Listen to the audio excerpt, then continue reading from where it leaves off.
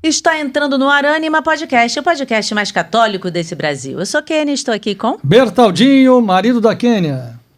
E para o episódio de hoje, nós vamos falar um assunto que é importante, que é sobre câncer de mama, mas mais do que isso, a gente vai falar sobre humanidade, sobre tratamento médico-paciente, sobre um olhar diferenciado para o paciente, enfim. E para isso eu fiz questão de trazer aqui este médico que é bastante conhecido nas redes sociais e principalmente pelo carinho com que ele atende os seus pacientes, que é o Dr. Daniel Butros. Bem-vindo.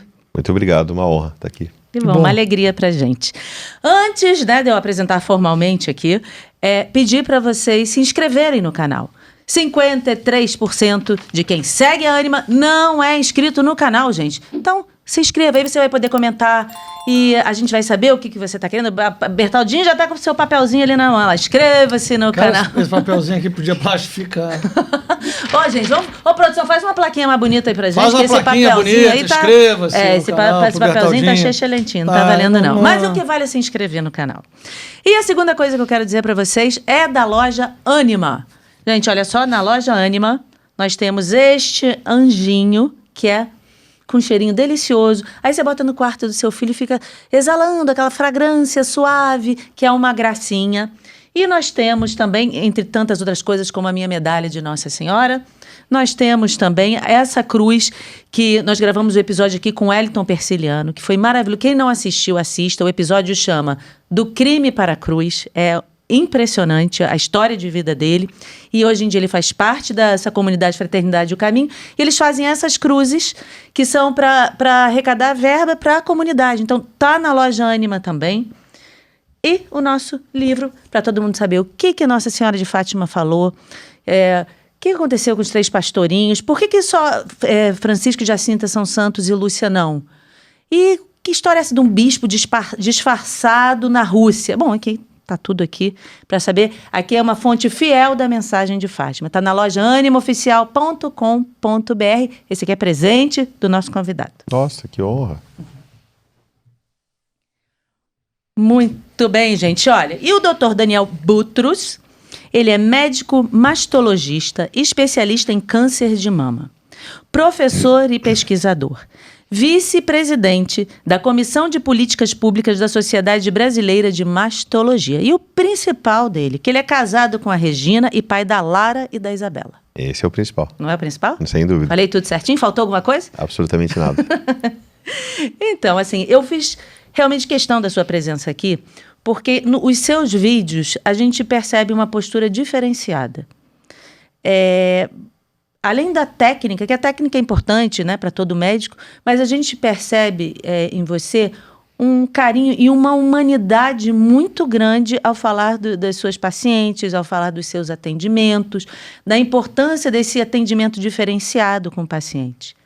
E isso realmente chama atenção. Tanto chama atenção que o seu perfil bomba, né? Suas publicações bombam. Ou seja, porque a gente está precisando de mais gente assim. Dá para ver realmente... Você sente isso no consultório, né?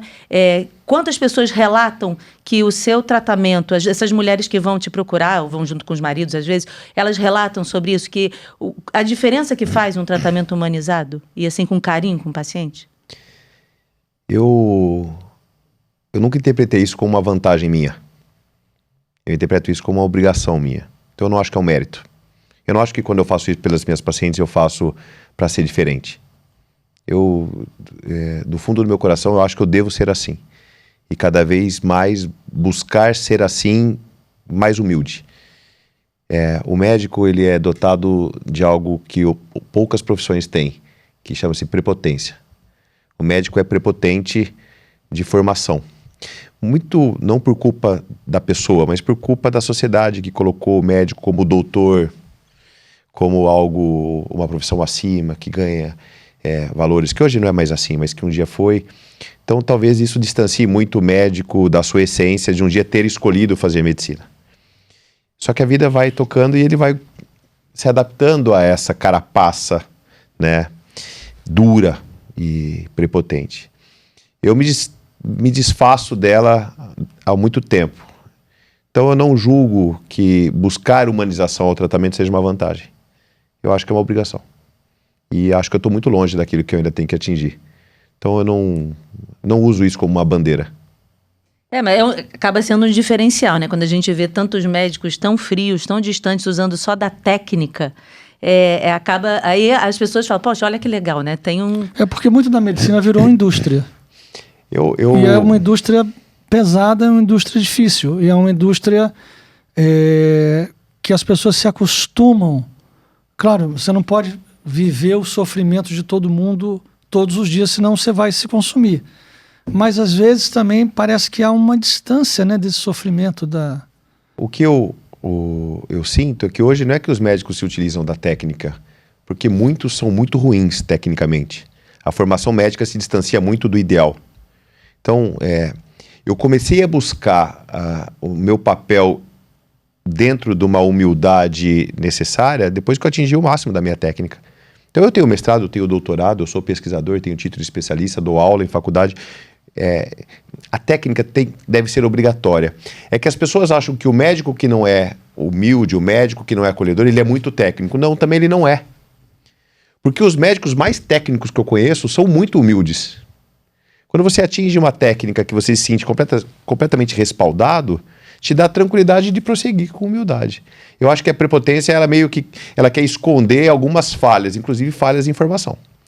Hoje em dia são milhares e milhares de faculdades de medicina que são criadas anualmente, colocando médicos e médicos no mercado sem condições de serem especialistas, porque não há vaga de residência médica compatíveis com o número de faculdades de medicina, então o número de egressos é muito maior do que o número de vagas de especialistas. E como é que eles se formam? Não, eles se formam médicos generalistas. E depois, teoricamente, numa boa formação médica, você deveria buscar uma especialização médica. O ideal é a residência médica. Mas a residência médica não é um fator necessário, obrigatório para se formar ou não? Ele é necessário, mas não é obrigatório. Você se forma médico. Eu me formei médico. Daí eu fui fazer uma residência de ginecologia e obstetrícia. Daí eu fiz uma residência em mastologia. A residência médica, ela é um órgão oficial pelo Ministério da Saúde, pela Comissão Nacional de Residência Médica, CNRM, onde você presta uma prova e inicia um processo para especialidade médica. Hoje em dia, como não há vaga para todo mundo, os médicos ou não fazem ou fazem cursos de final de semana e pós-graduações pagas e se intitulam de todos os títulos possíveis, mas que no final falta muita técnica. E para tentar esconder, eu acho, essa formação, você forma uma carapaça de ser muito grande, muito bom. Mas não é assim. Porque de fato há muita pós-graduação na internet. Sim. Mas essa não é a residência da qual você está falando. Não. A residência no hospital, né? A residência médica você não paga, você ganha. A residência médica você tem uma bolsa por mês que você ganha para fazer. Você presta uma prova, você concorre a uma prova, você passa e você ganha para ser residente. Não ganha muito, ganha pouco. Porque você não pode trabalhar também em outros locais, tem regras, né? E quanto tempo leva a residência? Eu fiz 5 anos. 5 anos? Sim. De residência? Sim. E ganhando pouco? Ganhando e sem pouco. poder trabalhar em outro lugar? Sem poder trabalhar em outro lugar. Ele está espantado, nosso filho mais velho está fazendo medicina. A conta já não está fechando, né? Porque, vamos dizer, você estudou 6 anos para ser médico. Com mais 5 de residência são 11. Então, naqueles 11 anos ali... Mais 2 de mestrado, mais 3 de doutorado. Não, mas aí você já está... Não, mas passou da residência... Aí você faz a conta. Já está... A residência médica 5 anos é uma opção minha, mas, por exemplo, qualquer outra área... Toda residência leva 5 anos? Não. Mas a maioria não vai fugir média, disso. Né? A média é de 3 a 5. Não, que cá para nós... Médico estuda muito. Cá para nós, Daniel, olha só, cá para nós, isso deveria ser assim para todos. Por exemplo... eu sou advogado. Quando a gente se forma, você tem que fazer uma prova que é pior do que a sua faculdade inteira, que é a prova da OAB. Sim. No meu concurso, 87% foram reprovados. Tudo bem, há residência médica, eu não sei, mas deveria haver também uma prova desse gabarito aos médicos, os que se formam sem residência, aos engenheiros, né? Como é que o cara constrói um prédio? E ele, no final da faculdade, não teve que fazer uma prova de ordem. Isso é estudado dentro do CFM, né? É algo que está sendo estudado há muito tempo, do médico fazer uma prova para poder exercer a profissão. Mas ainda não se tornou constitucional. Ainda não. Mas você não concorda que seria uma coisa importante, avaliar o cara? Eu concordo desde que eu entenda qual é essa prova. Como é feita essa prova, né? Porque você colocar em questão 6 anos de formação numa prova, então daí a gente vai precisar entender o modo da prova que é colocado. Você pode fazer várias provas. Sim, exato. Várias etapas. Você pode fazer até uma parte prática. Eu só não sei como é que faz para avaliar tanto aluno. Não sei. Igual os de direito. É difícil o negócio. É difícil. Agora me diz uma coisa, além de médico, você é peregrino. Eu não sou médico, eu sou peregrino. É peregrino, né? O médico vem depois. É isso. Qual é a peregrinação que você faz? Eu só faço uma, que é o Caminho da Fé, rumo à Basílica de Nossa Senhora Aparecida. Sai de onde e vai? Águas da Prata e vou até a Basílica. Águas da Prata fica? Minas. É o caminho, teoricamente, o caminho original ali, o caminho mais famoso. Tem vários tem um do Rio ramais. que vai também para lá. Tem vários ramais dentro do Caminho da Fé. O ramal mais famoso é esse, de 300 quilômetros, saindo de Águas da Prata. 300? Aham. De Águas da Prata até a Basílica. Quantos dias? Meu grupo, eu já fiz de 9 a 11. Ultimamente a gente faz em 11. 11 dias. Porque Jesus, é muita caminhada. Um dia eu quero fazer em 20, porque eu não quero. Porque quando chega a gente fica tão frustrado que quer demorar no caminho. Porque no caminho a gente vai descobrindo um monte de coisa, né? Ixi. Deus vai revelando, vai falando. É uma coisa interessante. É algo que mudou minha vida. Quando eu comecei a fazer em 2019, fiz sozinho. E... Não é perigoso não fazer sozinho? Não. Ixi. É tipo o caminho de Santiago de Compostela, não é isso?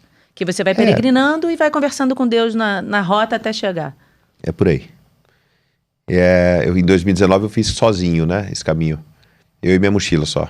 Mas deixa eu dar um passo para trás. O que levou você a fazer o caminho? Eu não sei. Acho que é um chamado. Eu falo que quando você pensa em peregrinar é porque você já começou a sua peregrinação. Um grande amigo havia peregrinado Santiago de Compostela, isso me tocou completamente e eu falei, vou fazer. E eu fui em 2019, eu e minha mochila, sozinho. Mas você já era casado? Sim, já tinha minhas filhas já. Aí você disse pra mulher, olha, eu vou fazer uma caminhada e tal, vou ter que ir sozinho. Sim. E pegou a mochila e foi. Fui. Mas já era católico? Sim, sempre fui católico, não praticante e sem saber nada. Foi me imposta, me impuseram a religião, acho que a maioria das pessoas são assim. E a minha madrinha, que Deus a tenha, sempre me colocou nesse caminho da religião, mas eu nunca fui praticante, sempre tive, assim, sempre tive fé, mas não sei, a vida foi tomando conta. E quando eu fui em 2019, eu fui com 39 anos para completar 40. Então fui em forma de agradecimento. E não tinha nada a ver com Nossa Senhora Aparecida, porque eu não era devoto de Nossa Senhora Aparecida. O que é muito interessante é que eu toco violão e todas as músicas de Maria me emocionam sempre. Desde que eu sou muito pequeno, todas as músicas de Maria são músicas que eu geralmente não consigo terminar a música porque me emocionam, ou ouvindo ou cantando. Então eu sempre tive algo muito ligado a Maria, a mulher, ao feminino. Eu só lido com mulheres 24 horas por dia. Bom, e fui para o Caminho da Fé para agradecer. E no primeiro dia, depois de rodar quase 40 quilômetros andando, eu já não queria mais estar ali, eu estava muito, muito machucado, muito cansado, já com saudades da minha casa, querendo desistir. Tinha chovido, nossa, acho que eu fui provado nesse dia. E tinha cartas das minhas pacientes oncológicas na minha mochila, que eu programei de levar. E em algum momento eu estava extremamente debilitado, passa um moço muito simples em cima de um cavalo com um chapéu. E ele para na minha frente, assim, ele simplesmente para, ele levanta o chapéu dele, assim. E ele fala, não desiste não, porque Nossa Senhora Aparecida está aí com você, ela vai te levar até o final. Nossa, aquilo entrou no meu coração de uma maneira... Quando você sofre, é mais fácil você receber as bênçãos, assim. E eu continuei e nunca mais parei. Algo muito, muito significativo, muito forte. Então eu costumo dizer que não foi a religião que me apresentou Nossa Senhora, né? Ela se apresentou para mim. Eu me apaixonei por Nossa Senhora sem que ninguém intercedesse. Mas você começou a caminhada sendo um católico de BGE. É esse daí. E como é que você terminou a caminhada? Eu ainda não sei se eu sou digno de me dizer católico, mas o meu grau de espiritualidade muito acima. Me tornei um católico mais assíduo. Mas não é algo que eu posso discutir com propriedade. Mas você passou a frequentar a igreja, Sim, a comungar, a confessar? Eu ainda não cheguei na minha coragem de confessar, por incrível que pareça. Isso não? Não. Estou confessando para você que eu não confesso. Eu não sei, eu não sei se eu sou digno de... Eu não sei, acho que eu tenho medo dos meus próprios pecados. Ninguém é digno, né? Ninguém é digno do perdão, ninguém é digno da comunhão, ninguém é digno da graça, ninguém é digno de nada. Na realidade, nós somos necessitados da graça, do perdão, né? E assim, o perdão de Deus é muito eficaz. E sempre que Nossa Senhora aparece na nossa vida, ela aparece para fazer uma restauração profunda. Essa restauração profunda começa com a presença de Nossa Senhora, mas ela vai levar diretamente à presença do Senhor. E do Senhor no perdão sacramental. Então, assim, já que você confessou, né, que não se confessa, eu sugiro a você que se confesse. E o mais rápido. Porque você falou que foi em 2019. Nossa Senhora está esperando desde 2019 para cá, esse dia, essa hora. Inclusive aqui no santuário tem confissão de domingo a domingo. Então, há um local bem propício para você poder conversar com os pecados, rapaz. Todos nós os temos.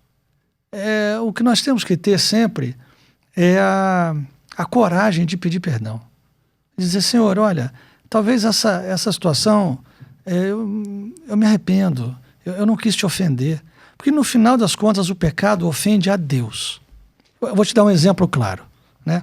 Digamos que você, em algum momento, não atendesse a um paciente e desdenhasse, não é o caso, né? Desdenhasse do paciente e deixasse ele para lá e ele morresse lá sozinho.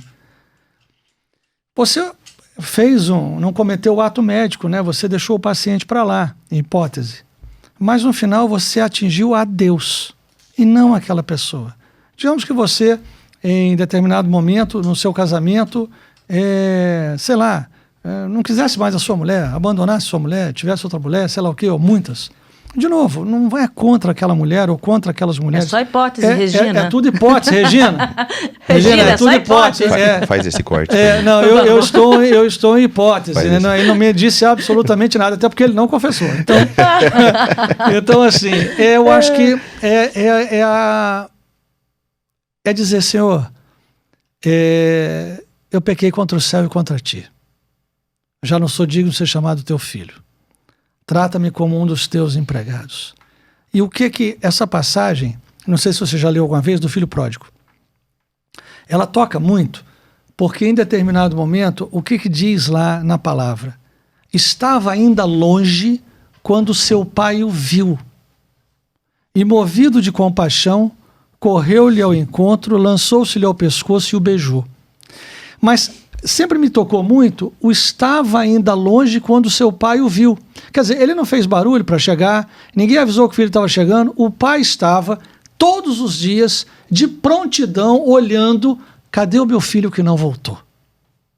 Aí quando ele vê lá longe o filho retornando, ele corre até o filho, e aí depois o que ele fala com os empregados? Que coloque um anel, coloque uma sandália, coloque uma roupa nova, porque esse meu filho estava morto e retornou. Tinha se perdido e voltou.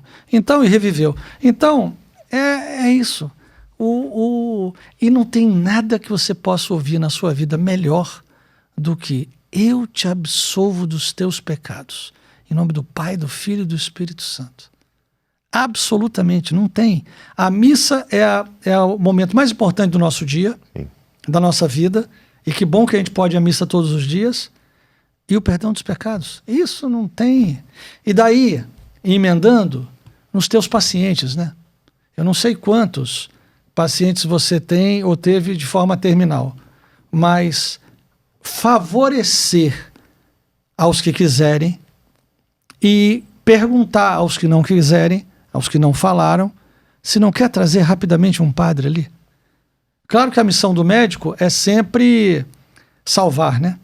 É sempre tentar ajudar o máximo possível. Vai ter uma hora que você já descobriu que você não é Deus.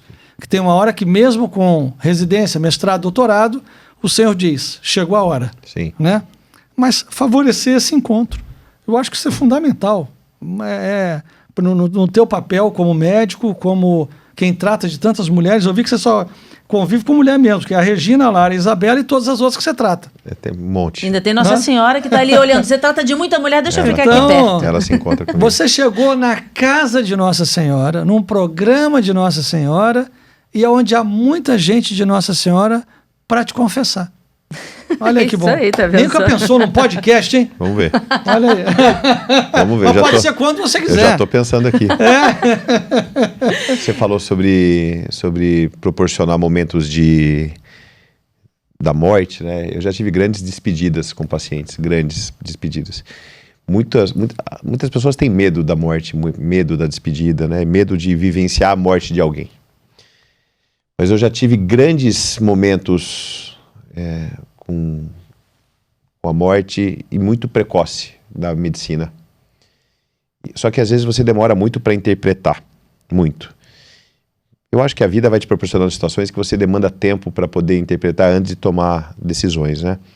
Então, uma certa ocasião, eu ainda era residente e eu passei a cuidar de uma funcionária do hospital que tinha tido câncer de mama muitos anos atrás, 30 anos atrás. E ela era muito minha amiga, ela se tornou uma paciente com um quadro metastático. E ela chegou para mim e falou, olha, eu tô muito mal. Eu falei, tô junto com você. Tamo junto, estamos juntos. E assim estivemos juntos até o dia que ela internou no hospital, num quarto sozinha, conseguiu um quarto para ela, com a família. E eu era residente de muitos afazeres durante o dia e passei o dia inteiro correndo atrás do que precisava fazer. No final do dia, eu entrei no quarto e ela estava com o filho ao lado. Ela estava deitada, quietinha, eu pedi licença para o filho e entrei do lado dela. Fiquei bem ao lado dela, abaixei assim, passei a mão no rosto dela, falei, olha quem veio aqui te ver. Daí ela abriu o olho, deu esboçou um sorriso com as forças que ela tinha. Ela passou a mão no meu rosto assim, ó. Tirou a mão, morreu. No mesmo segundo. Aquilo me fez muito mal naquele momento, assim, porque eu tinha visto a morte de frente ali. Só que isso aconteceu de novo, alguns anos depois, numa situação parecida. E eu comecei a entender que eu estava começando a colecionar algo muito valioso na minha profissão, que era o último sorriso de alguém. Pessoas que esperaram, com todas as energias possíveis que faltavam, esperaram eu chegar ao lado para poder me ver e dar um sorriso e morrer. E agradecer, né? Agradecer. Então, o que era muito temeroso para mim naqueles momentos, ver a morte de frente, de repente eu estava vendo um sorriso de frente. O último sorriso. Então, são histórias como essas que me motivam demais a entender que a profissão que eu exerço é uma profissão que me possibilita situações extremamente agraciadas, assim. Não, com certeza. E assim, como é que está assim, no Brasil a questão de câncer, no câncer de mama, né? Porque tem aquela porcentagem. Como é que está isso aqui? Cada vez mais mulheres terão câncer de mama. Por quê? Por conta do estilo de vida da população. Ah, é? Sim. 85% dos casos de câncer de mama no Brasil não, no mundo, 85% dos casos de câncer de mama estão vinculados ao estilo de vida. 15% vinculados a mutações genéticas herdadas pelos pais. Então, mutações genéticas herdadas pelos pais independem do estilo de vida. Já são mutações que aumentam muito o risco para câncer de mama. Mas a gente está falando aí de 15%. 15%. O resto todo... 85% é vinculado ao estilo de vida. Mas então, vamos lá. Nesses 85%, qual é esse estilo de vida que poderia mudar? Antes de falar o que vai mudar, eu vou falar o que ocorre hoje, né? Tá. Então, cada vez... A base é simples, né? A base da medicina do estilo de vida. Sedentarismo, obesidade, gordura visceral, que nem sempre é aquele paciente obeso que você enxerga, né? Mas é aquele paciente que tem gordura visceral aumentando a inflamação. Dieta à base de industrializados, embutidos, fast food, uma porção de coisas. Pouco sono, muita fadiga, muito estresse. Tudo isso leva a outras mutações, aí são mutações que ocorrem durante a sua vida e não que você nasceu com elas, e que levam o câncer de mama. Então, a maioria dos tumores de mama estão vinculados ao estilo de vida que você leva. Quer dizer, todos esses fatores geram produzem algo que faz uma célula cancerígena, é isso? Ou não? Exato, de maneira superficial é assim. Ou seja, essas 85% de mulheres, elas podem evitar, né? Se adotar um estilo de vida saudável, se for se exercitar, comer direito, né? Enfim, todas aquelas coisas que a gente está careca de saber. Eu não sei se elas podem evitar, mas diminuir o risco sem dúvida. Só que isso tem que ser desde a infância. Isso tem que ser desde já. Então, existem coisas sugestões muito lúdicas que qualquer pessoa entende em dieta, por exemplo, como desembale menos, descasque mais. A nossa geração passou a desembalar muito mais do que a geração dos nossos pais e muito mais do que a geração dos nossos avós. Hoje tudo tem um saquinho, tudo tem um enlatado. Mudou? Com certeza, o número de câncer de mama tem crescido no mundo inteiro e cada vez mulheres mais jovens. Mas o dos avós estava em quanto? Não estava em 85%, estava em quanto? Não. 85%, 15% é proporção. Isso é histórico. Sempre foi assim. O que tem ocorrido é aumento do número de casos. Uhum. Não é a proporção de casos com mutação e sem mutação. Sim. Essa é a proporção basicamente fixa. Uhum. O que eu digo é que o número, a estatística, a prevalência do câncer de mama tem crescido por conta do estilo de vida. Trabalha-se muito, dorme-se pouco, treina-se menos ainda e come muita besteira. E a gente não consegue viver longe da besteira. Eu não estou falando da besteira extrema do fast food. Mas quando você, por exemplo, abre de manhã e come lá um presunto, uma mortadela, você está comendo embutidos. E as carnes processadas são produtos que aumentam o risco para câncer. Não sei o que estou dizendo. Eles estão na lista da... a Organização Mundial de Saúde tem uma lista dos produtos que causam câncer. Tabaco, todo mundo sabe. É tipo 1. O álcool, tipo 1. Carnes processadas, tipo 1. Então, quando a gente fala assim, eu não fumo para evitar câncer, mas se você come embutidos, se você consome mais álcool do que deveria, do que é prudente, que existem taxas para isso, você está consumindo produtos que aumentam o risco para câncer.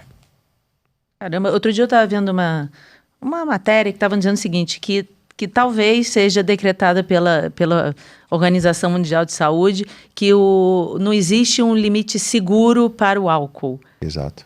Aí eu falei, caramba, sério, né? Aquela tacinha que era recomendada, que a maior galera fala que tem que tomar uma tacinha, não vai ter mais. A gente tem que tomar cuidado com essa informação. Para o tabaco não existe limite seguro. Hoje, para o álcool, esse limite cada vez mais está diminuindo. Então, há 10 anos atrás, você ouvia, uma taça de vinho por dia é saudável, até faz bem para a saúde, para a doença cardiovascular. É isso que a gente ouvia. Muito dos europeus, né, que consomem muito vinho. Meu pai falava isso direto. Ele adotava essa técnica. O que acontece hoje, o que a ciência demonstra, e muito de maneira robusta, é que o ideal é que não se consuma nenhum tipo de álcool. Mas se você for consumir para que não tenha aumento de risco para algumas doenças, entre elas o câncer, até 2 taças de vinho por semana ou 2 doses de cerveja, por exemplo. 2 taças de vinho, cada uma com 150 ml e 2 copos de cerveja, cada um com 350 ml por semana. Por semana. Exato. Então... Esse é o ideal. E não adianta você ficar um mês sem beber e daí você toma tudo num dia só. Não, você ouve um aumento. Exato, não tem. Essas informações são informações muito importantes para entender por que as doenças têm aumentado. Você pega hoje, a gente fala muito do cigarro e pouco se fala sobre o cigarro eletrônico, o vape, por exemplo, que é algo que está disseminado entre a população de adolescentes. Descrito agora uma doença pulmonar chamada pulmão em pipoca. Não se sabe ainda todo o potencial maléfico que o vape, que esses cigarros eletrônicos trazem para a população jovem. Mas já começam a descrever lesões praticamente irreversíveis por conta disso. Porque o cigarro eletrônico, ele tem tabaco, ele tem todos os tóxicos que o cigarro tem, mais aromatizantes, mais outros produtos químicos que prejudicam. É algo proibido, mas precisa ser extinto. Porque o cigarro a gente já sabe que faz mal. Agora o cigarro eletrônico ele é vendido como algo lúdico ali. E consegue ser pior que o cigarro. E não é. Então começam a surgir trabalhos e agora é essa tal do pulmão em pipoca, que vai levar à morte de pessoas muito mais jovens. A gente teve em fevereiro na Itália, né, em Roma, como tinha gente... Aqui no Brasil tem, mas lá tem muito mais. Com vape na rua, mas muito. Eu ficava olhando, eu falava, gente, quanto? E muita gente jovem. Eu falava, que coisa Mas também horrível. vai ter muita gente com cigarro, né? Você vai falar. Já teve uma época que o cigarro era um glamour. O grande problema é que hoje a gente já sabe que o cigarro é completamente ruim. Quem fuma hoje, ele sabe que ele está se prejudicando. Eu só não sei se quem usa esse tal do cigarro eletrônico sabe o que está causando. E ele vai trazer muitos e muitos... Cara, eu acho que sabe. Tirou aquele gosto de cinzeiro. Passa-se algo até elegante. Eles acham que é elegante. Não é. Mas o elegante do que era o cigarro. Eles acham que é só uma fumacinha. Se você, pai e mãe, descobrir que o seu filho está utilizando um cigarro eletrônico, cuidado, porque ele pode partir antes que você. Misericórdia. Mas isso é fato. E eu não estou fazendo nada. É fato. Você está falando a verdade. A verdade. Se o seu filho fuma e utiliza cigarro eletrônico, talvez ele vá partir antes que você. Ou seja, o pai e a mãe vão enterrar o filho. É muito pesado falar isso, né? Mas é isso. Mas é verdade. É verdade. Porque estão ingerindo substâncias que vão causar doenças pulmonares graves. Eu não estou só falando de doença oncológica. Doenças respiratórias graves que vão determinar com risco de mortalidade. Ponto. Por conta de algo lúdico que as pessoas acham que é bonito. Isso é falta do que fazer. Jesus. É falta do que fazer. Não adianta a gente discutir câncer de mama se você não discute o que está causando o câncer de mama, o que está causando o câncer de pulmão, o que está aumentando o risco de doenças na nossa população. O brasileiro, nós somos dotados de uma cultura de apagar o fogo, mas ninguém previne o fogo. A gente quer tratar doença, mas a gente não quer prevenir doença. Esse é o extremo da saúde pública, quando a gente começa a prevenir doenças. E o que nós precisamos fazer em programas com tanta audiência quanto de vocês é falar sobre como eu previno doenças. Como evitar chegar num quadro de doença. Mas, por exemplo, hoje, sobre o câncer de mama, ele não tem cura? Tem. Totalmente? 100%? Não, nada é 100%. Mas então, muitos e muitos casos absolutamente curáveis. A maioria das mulheres hoje que têm câncer de mama vão viver décadas e vão viver muito bem. E talvez se prejudiquem por outras doenças. Essa é a minha linha de atuação, minha linha de pesquisa. Eu estudo o comportamento das mulheres, a vida das mulheres depois do câncer de mama. Então, eu estudo o estilo de vida pós-câncer de mama. Minha linha de pesquisa é, por exemplo, meu mestrado e doutorado sobre doenças cardiovasculares em mulheres que tiveram câncer de mama. Então, mulheres que tiveram câncer de mama têm maior risco cardiovascular, ou seja, têm maior risco de desenvolver infarto agudo no miocárdio, acidente vascular cerebral, do que mulheres que não tiveram câncer de mama. Não basta você ter tido a doença e você ainda tem risco para ter outra. E por que isso acontece? Por duas questões. Primeiro, por conta do próprio tratamento oncológico. Então, por isso que tratamento oncológico deve ser prescrito de maneira individual, medicina individualizada, personalizada, porque tratamentos abusivos trazem prejuízos. Quando você cuida de uma doença oncológica, o seu tratamento tem que ser personalizado, porque ele pode trazer mais prejuízos do que a doença que você está tratando, entre eles doença cardiovascular. E a outra causa de aumento de risco cardiovascular é o estilo de vida que essas mulheres levam. Muito porque são absolutamente abandonadas pelos serviços que as tratam. Você tratou câncer de mama, acabou, siga a sua vida. E esse siga a sua vida é com sequelas de tratamento. Muitas vezes seu marido não está mais em casa, porque o índice de abandono de mulheres que tiveram câncer de mama é muito grande. Por quê? Covardia. Porque nem todo casamento é aquele casamento que a gente acredita na saúde e na tristeza. A única palavra que eu lembro do meu casamento é quando o padre falou que o conceito mais importante no casamento é a cumplicidade. Se você está triste, eu estou triste. Se você está feliz, eu estou feliz. A maioria não é assim. Então, o índice de abandono de mulheres pós-câncer de mama é muito grande. E todas essas coisas vão somando na vida dessa mulher de tal maneira que ela tem extrema dificuldade de adquirir uma vida saudável. Eu lido no resgate, eu luto pelo resgate dessa mulher, que é o resgate da felicidade. E tenho milhares de histórias que contam que mulheres encontraram a felicidade depois do tratamento do câncer de mama que não tinham achado antes. É possível, é prático, mas demanda empenho. Agora, você disse que precisa, claro, que quanto mais cedo a gente começar qualquer atitude saudável, melhor.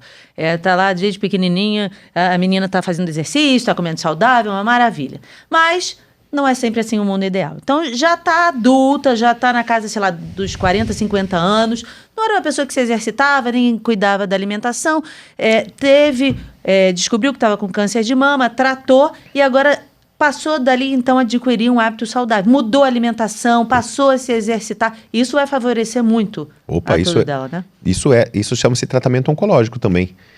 Hoje, cada vez mais, assim, cientificamente falando, a adoção de estilo de vida saudável pós-tratamento oncológico é um tratamento oncológico, porque ele previne recidiva oncológica, ele previne novos tumores, previne doença cardiovascular, melhorando a qualidade de vida. Então, a atividade física, principalmente com ganho de massa muscular, dieta saudável, com base de frutas e vegetais, carnes brancas, evitando muita carne vermelha, aí tem uma série de questões, elas trazem benefícios em diminuir risco de recidiva oncológica, melhorar a qualidade de vida e prolongar mais a sua vida.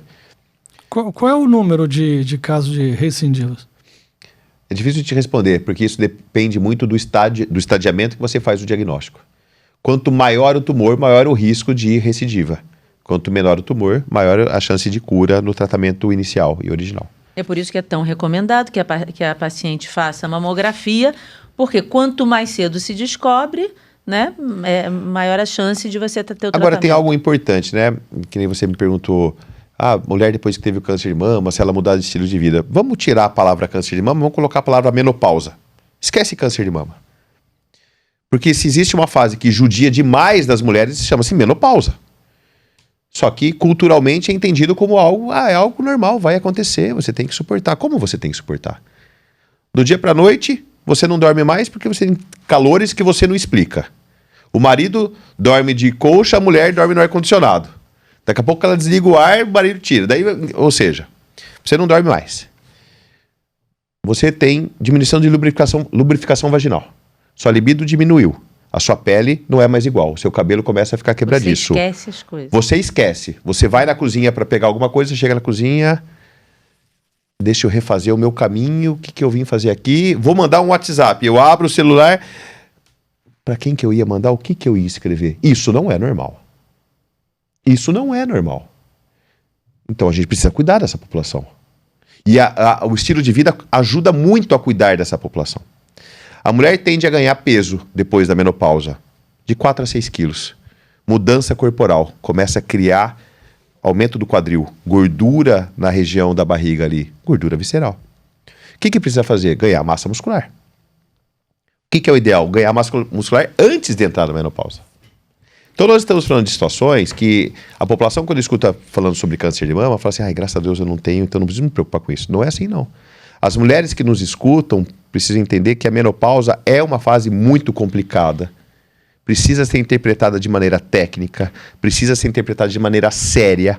A família precisa entender, o marido tem que entender que a sua mulher vai passar por momentos complicados, que ela vai mudar. E geralmente é a fase que os filhos saem de casa, chamada síndrome do ninho vazio. Ou seja, é tudo ao mesmo tempo. Ela não pode suportar isso sozinha. Não pode. Ela precisa da ajuda da família, ela precisa de ajuda da medicina, do médico, mas o principal, ela precisa se ajudar. Não existe o remédio da felicidade. A terapia de reposição hormonal não é o que vai resolver a vida dessa mulher.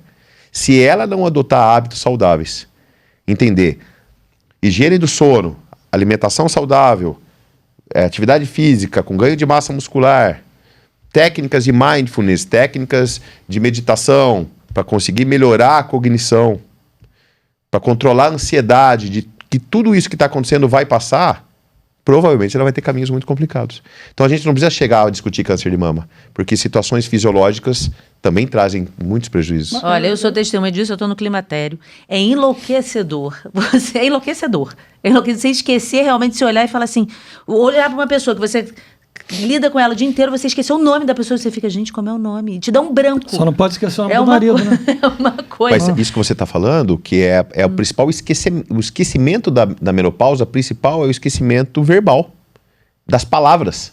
É exatamente É isso, te foge a palavra. Te foge a palavra. E o que acontece? Muitas mulheres interpretam que isso pode ser um quadro demencial. Eu achei. Será eu liguei para um neurologista e falei, eu acho que eu tô com Alzheimer. Eu estou tendo um Alzheimer. Eu achei. Não, você não está. Isso chama-se menopausa. E precisa ser debatido e falado e falado e falado. Mas eu vou te dizer uma coisa. Ele falou, não, você tá cansada, você tá estressada. Eu fui em outro médico e falei, eu tô sentindo isso. Não, olha só, acho que você tá cansada. Todo mundo falava que eu tava cansada, estressada. Na verdade, eu tava com baixa de estrogênio, com baixa de tudo, né? De testosterona, de progesterona, sei lá, das zonas todas da vida. E aí, foi quando aí eu mudei radicalmente tudo.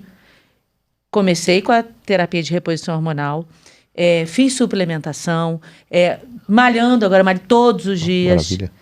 Mudei a alimentação, emagreci pra caramba, emagreci muito. Então, assim, eu falei, gente, não dá mais pra viver assim. Ou eu mudo, ou eu vou sucumbir. Sabe o que você fez? Assumiu o protagonismo da sua menopausa, que um dia vai chegar. Isso Eu aí. sou protagonista da minha história. Eu preciso mudar, porque ninguém vai fazer nada por mim. E quando você adota esse protagonismo de assumir as rédeas da sua vida, fica muito mais fácil você ter uma equipe que vai te auxiliar. Mas você sabe que é uma Não, coisa e muito melhor. Hoje eu me gosto muito mais, estou muito mais em paz, mais feliz, mais tranquila, mais tudo. Exatamente por ter adotado um estilo de vida saudável. Isso que você está falando é o que acontece com a mulher depois do câncer de mama, quando ela adota essas mesmas situações. Se sente melhor, né? É isso.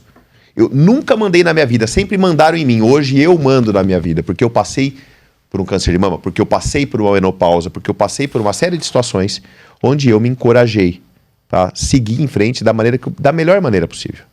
Agora, só com o estilo de vida você vai conseguir controlar os sintomas da menopausa? Não, você não vai. E aí existem uma série de questões, entre elas a terapia de reposição hormonal, chamada hoje de terapia hormonal. A terapia hormonal foi taxada durante muitos anos com mitos como, por exemplo, aumento de risco para câncer de mama. Muito por conta de Nossa, você ouvia muito isso. Ainda se ouve. Muitas mulheres, nem me fale nisso, porque eu não quero fazer terapia hormonal, porque eu não quero ter câncer de mama. isso aí. E o pior é que muitos médicos falam isso, mas não é assim. Cientificamente não é assim. Tudo por conta de um trabalho lá em 2002 chamado WHI, que utilizou uma progesterona que hoje a gente não utiliza mais, numa população com uma idade que não tinha indicação, pacientes obesas. Terapia hormonal é muito seguro. Terapia hormonal é muito salutar, diminui risco cardiovascular, melhora a qualidade de vida. Para quem tem indicação. Não é para todo mundo. É para quem se cuida. Para quem faz atividade física, dieta adequada, para quem não tem contraindicações formais. Então a terapia hormonal ela é sensacional na mão de um bom médico que vai te indicar e de uma paciente que entenda que ela vai ter que cumprir o papel dela. Mas você Isso sabe, aí, mas sabe... só um segundo. Uma mulher que teve câncer de mama, mais nova, na casa dos 30 e poucos anos e tudo, chegou ali no climatério, ela pode fazer a reposição? Cientificamente, formalmente, não.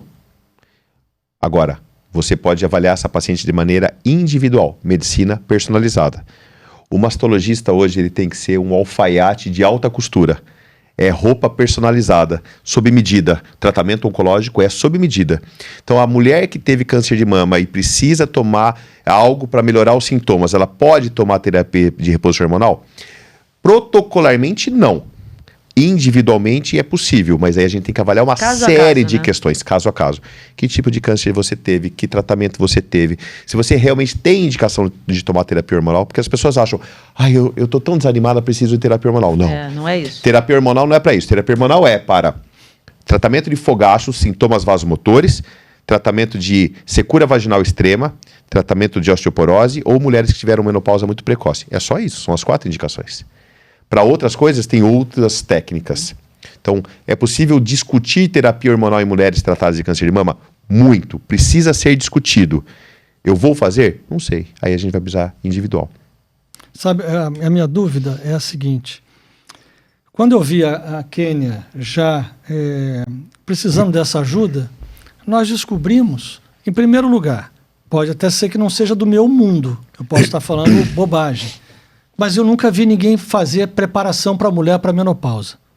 Nunca vi. Perfeito. Ok? E uma mulher na menopausa, como é difícil achar um médico que saiba do que ele está falando.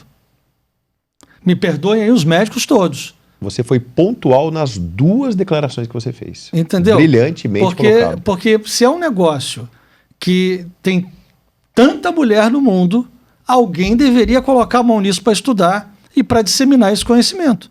Sabe quem precisa falar sobre isso? Vocês. Pois é. Nossa. Porque, olha só, nós não... Comunicação em massa. Sim. Porque alertando. quando você fala... Olha, primeiro eu vou falar sobre a primeira afirmativa. As mulheres não sabem pelo que vão passar. Não sabem. Não sabem mesmo. Mas todas vão passar. Porque não se fala da menopausa como algo natural. E é natural, vai acontecer. Como só que como se fala da primeira menstruação. Exatamente. Você vai ficar menstruada, isso vai acontecer. Filha, você vai menstruar. Só que provavelmente quando você vai entrar na menopausa, sua mãe não vai chegar pra você e falar assim, filha, você vai entrar na menopausa. Isso precisa ser discutido. Porque as mulheres que vivem muito entram na menopausa. Só que elas não estão preparadas. Assim como as mulheres que passam por um tratamento de câncer de mama precisam entender que elas vão enfrentar a menopausa de frente. Só que isso não se discute. E de repente ela chega. E na hora que ela chega com um tratamento oncológico nas costas, com fogacho, com brainstorm, com tudo isso que nós estamos discutindo. Só que daí o médico fala assim, não, você não pode tomar terapia hormonal. E ela vai procurar quem? Não é assim que funciona. Não, mas o problema é que nós não procuramos médico em momento algum e nada contra no SUS. Eu estou dizendo o seguinte, eu tenho dinheiro aqui, eu quero achar um médico que vai ajudar a Quênia. Aonde ele está no Brasil? É uma agulha no palheiro. É uma agulha no palheiro. E esse é um problema, porque os médicos... o estudo do WHI lá atrás, que falou que câncer de mama que terapia hormonal tem aumento de risco para câncer de mama, criou uma geração de médicos que acha que esse assunto é púdico. Terapia hormonal, pelo amor de Deus. Só que não é ele que está sentindo os calores que você sente. Não é ele que tem a libido diminuída e que... Olha, a mulher da menopausa, ela tem a libido diminuída e secura vaginal. Isso torna a vida sexual dela péssima. Isso torna o casamento dela problemático. Porque nem todo marido entende. Verdade. E isso cria uma expectativa na cabeça daquela mulher que ela vai ser abandonada. E ela começa a criar monstros na cabeça. E ela começa a mudar, inclusive, o comportamento. Isso é muito grave. Isso não pode ser interpretado como piti de mulher, como, ai, nossa, como... Não! Isso é patológico. Mas você está entendendo que é um assunto tão sério, ninguém trata dele. E eu demorei para encontrar, até que eu encontrei um médico aqui no Rio de Janeiro, que é o Dr. Diogo Viana, que estuda muito, que é meu médico, que estuda pra caramba. Ele teve uma consulta comigo que ele falou assim, Kenny, eu tenho certeza que se a menopausa fosse sentida por homens, já teria hospital de menopausa. UTI. O homem na menopausa tinha que internar na UTI. Porque o homem com uma enxaqueca, ele já não trabalha. Se ele tivesse menopausa, ele estava internado numa UTI. Não, mas a gente pode fazer um hospital pra isso. E daí a conversa ia mudar. Você fez uma observação que, infelizmente, é real, mas nem sempre, que é o médico do SUS. Eu atendo o SUS. Eu sou o médico do SUS. Eu atendo, desde minha formação médica até hoje, eu sou mastologista do SUS. E a mastologia que eu faço no meu SUS em Rio Claro, a gente pode conversar disso daqui a pouco, ela é tão personalizada e tão humanizada quanto a que eu faço no meu consultório.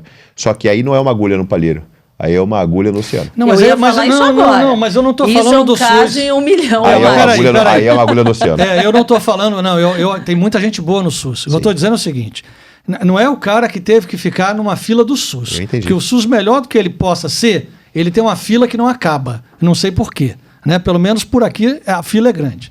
Mas pagando... Você não acha? Não se acha? Eu entendi. Como que... Mas é porque é o seguinte, eu fui perguntar pro Diogo, eu falei, Diogo, me diz uma coisa, por que não se falava de menopausa antes? Aí ele falou assim, começou com a Michelle Obama conversando com a Oprah Winfrey no programa e elas falando o que elas estavam sentindo. Aí que as pessoas foram alertar e começou a ser propagado. Aí hoje você vê as mulheres falando, as pessoas falando. Aí começou a especialidade. Ele, que forma vários médicos. O André Vinícius, lá do Nordeste, né? Esqueci o sobrenome dele, que é um querido também, que forma vários médicos nisso. Mas é o início do negócio. O início. A própria Isabela também. Entenda uma coisa, a menopausa é algo histórico, né? Desde quando o mundo é mundo, e hoje começa a se discutir menopausa. Isso mostra uma coisa muito importante, que a medicina não é preparada para as mulheres. Verdade. Ela não é focada nas mulheres. A medicina é focada, provavelmente, em sintomas de qualidade de vida para homens. O que eu estou te falando é uma coisa muito séria. Porque a gente não pode interpretar a menopausa como algo absolutamente normal. Porque ninguém se preocupa com isso. Por quê? Porque a maioria dos médicos até então eram homens. Agora a maioria dos médicos é de mulheres. Isso vai mudar o paradigma. Na Faculdade de Medicina hoje 80% é mulher que está estudando ali. Então provavelmente elas vão começar a trazer isso. A gente precisa das mulheres. Precisa da medicina baseada na mulher. Isso é mais raro do que você imagina. Mas olha só, eu estou aberto a fazer um hospital para menopausa, tá? Fica tranquilo. A gente já montou aqui 8 consultórios. Essa é uma história interessante. Com banheiro. A gente tem um ambulatório, um centro médico aqui que ainda não está funcionando porque precisa das licenças da Anvisa, da não sei o quê. Vai funcionar enfim. Já. Mas com 8 consultórios médicos, aí o Bertaldo atentou para o negócio. Ele falou assim... porque tem, por exemplo, se a pessoa vai examinar um otorrino, não precisa ter banheiro dentro do consultório. A Bertaldo falou, mas e se eu quiser fazer uma ação e colocar nos 8 consultórios, 8 médicos atendendo mulheres de menopausa, seja lá do que for, né? Atendimento ginecológico, alguma coisa assim. Vou precisar de banheiro. Então o que ele fez? Botou banheiro em todas as salas. Mas tem um detalhe importante aí, que a gente aqui tem uma comissão de médicos que vão ficar no ambulatório. E nem todos são homens, mesmo sendo mulheres. O nosso pensamento inicial, mesmo com o corpo médico todo, era de ter ambulatórios sem banheiro. E eu bati o pé e disse, não, eu vou fazer com banheiro. Aí nós viajamos, fomos para Roma e uma das médicas me liga e diz, olha, o Diogo Viana veio aqui e quer fazer atendimento para mulheres com menopausa, fazer aqui um centro de atendimento para isso, inclusive dando os remédios, as coisas e tal. Porque ele disse que na Inglaterra, então, o SUS da Inglaterra atende as mulheres de lá dando... É que o SUS da Inglaterra é muito diferente do que... Pois é. É diferente. A nossa ideia é atender as mulheres carentes... Depende. Para quem é doente é melhor. Para quem é doente é melhor. Para quem tem câncer de mama na saúde pública inglesa, está muito, muito, muito mais respaldado do que quem tem câncer de mama na saúde brasileira, saúde pública. Eu tenho uma paciente, eu atendo muito consultas online, gente do mundo inteiro. E eu tenho uma paciente que me procura, uma brasileira que mora em Londres. Tinha acabado de fazer um diagnóstico de um câncer de mama triplo negativo, saúde pública. E ela queria vir para o Brasil para tratar. Desculpe a ignorância, isso é triplo negativo? É um tipo de câncer de mama. Ah, tá, porque triplo negativo não tem nada. 3 vezes não tem nada, não. Câncer de mama é um nome. O sobrenome é extremamente específico, por isso que existe um mastologista. Então, câncer de mama é um nome. Daí existem milhares de possibilidades. Então, essa paciente tem um câncer de mama agressivo, morando na Inglaterra, no sistema público, e ela quer vir tratar no Brasil. Daí eu falei, me conta como é que está sendo. Não, doutor, eu senti o nódulo, fiz a mamografia, já viram que era suspeito, já fizeram ultrassom no dia seguinte. No ultrassom já fizeram a biópsia, e na biópsia já fizeram a imunohistoquímica. Tudo no mesmo ato, porque era um carcinoma triplo negativo, ela me falando. Daí já me chamaram, colocaram um clipe na minha mama, fizeram um teste genético, e eu vou começar a fazer uma quimioterapia com imunoterapia. Falei, você vai vir pra cá fazer o quê? Falei, deixa eu só te contar, se você estivesse aqui no Brasil, no sistema público, provavelmente, você ia sentir um nódulo na mama, você ia ficar um bom tempo para conseguir chegar na frente de um médico. Quando você chegasse, ele ia te pedir alguns exames, porque a lei brasileira fala que você tem 30 dias para fazer um exame em pacientes com suspeita de câncer de mama, mas não funciona assim no Brasil. Daí um dia você ia fazer a sua mamografia. Provavelmente, de 30 a 40 dias depois, você ia fazer a sua biópsia. Daí você ia chegar num centro de oncologia muito tempo depois, sem imunohistoquímica, porque não ia fazer. Daí o médico não te trata. Vamos supor que você pagasse uma imunohistoquímica para adiantar. Aqui não tem clipagem no SUS, não tem ressonância no SUS, não tem teste genético e não tem imunoterapia para carcinoma triplo negativo. Fica aí. Ela falou assim, eu acho que eu vou ficar aqui. Com certeza. Daí ela falou, não, porque eu queria ir pro Brasil, porque os médicos ingleses são muito frios. Eu falei, então vamos fazer o seguinte, trata aí e cuida comigo, porque daí eu te dou carinho e você pega a ciência daí, ela tá feito. Então, assim, o SUS do Brasil, eu atendo o SUS, o local onde eu atendo é muito diferenciado, porque a gente faz uma saúde pública de altíssima qualidade, mas não tem imunoterapia, não tem clipagem, quase não tem ressonância, então tem que entender que tem muito o que evoluir em saúde pública no Brasil. Devia ter um combo como foi com ela, né? Você descobriu, corre para tratar, para fazer todos os exames, porque quanto mais cedo você trata, melhor. Esse é o ideal, lei de alta suspeição. Quando você tem uma suspeita de câncer, tudo é feito muito rápido. No estado de São Paulo existe essa lei, mas não é cumprido na maioria dos lugares. Porque no Brasil as leis são maravilhosas, mas nem sempre funcionam. Infelizmente é assim. Não, às vezes nem quando você chama, como é que é? Com o negócio do juiz lá para ser atendido, como é o nome daquilo? Que você vai lá no juiz pedir um... liminar. Liminar para ser atendido, às vezes nem assim o negócio vai. Sim. É complicado. É complicado. Mas isso não é motivo para a gente abandonar o SUS, né? Muito pelo contrário. Eu tenho paixão pelo sistema público, paixão. Eu cuido das minhas pacientes sem nome e sobrenome, tenho um apego às minhas pacientes carentes imenso, assim, desde que eu comecei a trabalhar no SUS, eu presenteio todas as pacientes que eu já operei de câncer de mama na minha vida ganharam um vaso de flor, todas, eu que dou, Elas operam hoje, amanhã elas ganham um vaso de flor. Você opera? Eu opero as minhas pacientes e no dia seguinte elas ganham um vaso de flor. Todas as pacientes. Gente, aí as pacientes ficam todas... Você é cirurgião, então? Sim, Deus, cirurgião de olha só. mama. Mastologista é o cirurgião da mama. Ah, desculpa a ignorância. É. Eu pensei que o mastologista é o Achei que cara só que avaliasse e tal. Não, o mastologista é o médico que tem que entender tudo da mama. Da radiologia da mama, da patologia da mama, do câncer de mama, da biópsia, da cirurgia, do pós-tratamento. Quem cuida da mulher com câncer de mama é o mastologista, desde o diagnóstico até o final da vida, ou dele ou dela.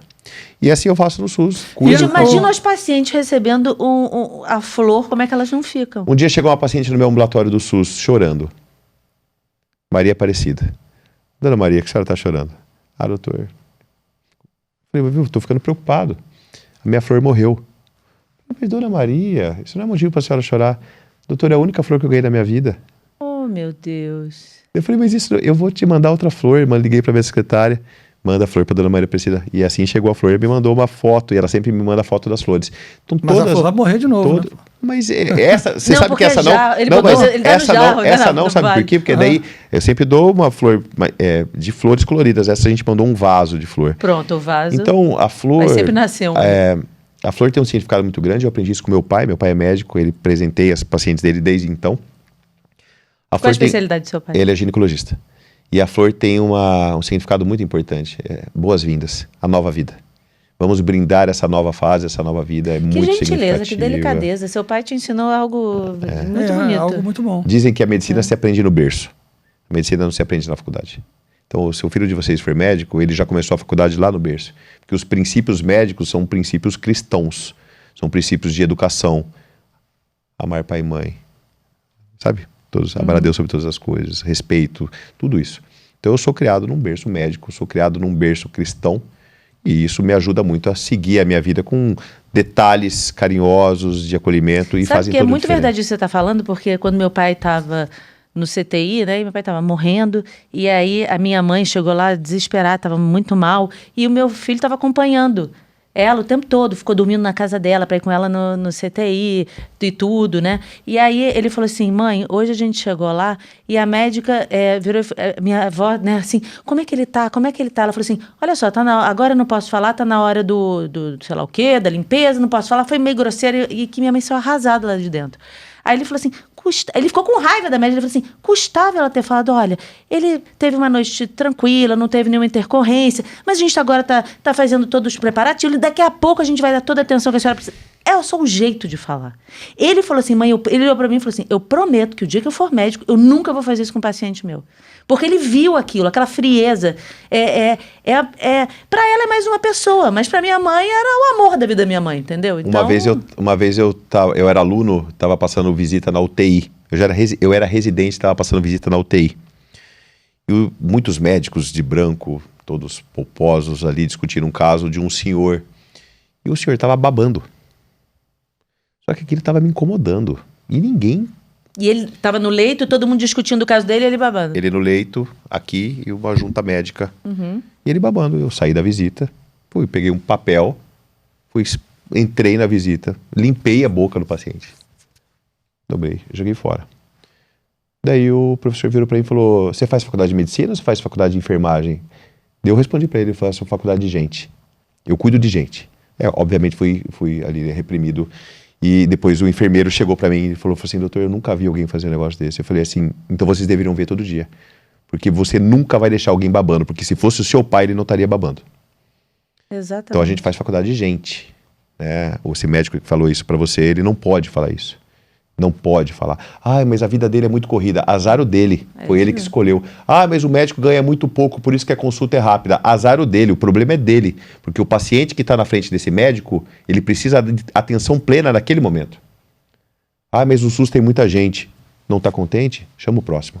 Não é assim que funciona. A Dona Maria tem que ser atendida de maneira plena. Com educação. Ela escolhe quem entra na sala. Minhas pacientes, ninguém grita nome de paciente no meu ambulatório do SUS, não. Eu vou lá fora. Dona Maria, seja bem-vinda. Ela vem, eu ajudo ela a levantar. Já estou vendo como ela está vestida, se tem alguém ao lado, se a mãozinha dela está gelada. Já venho andando. Minha consulta já começou, porque quando ela chega na sala, ela já está tranquila. Aqueles 5 minutos que ela está nervosa, ela já chegou, sentou, falou, e aí? Ah, doutor, nossa, eu nunca queria estar aqui.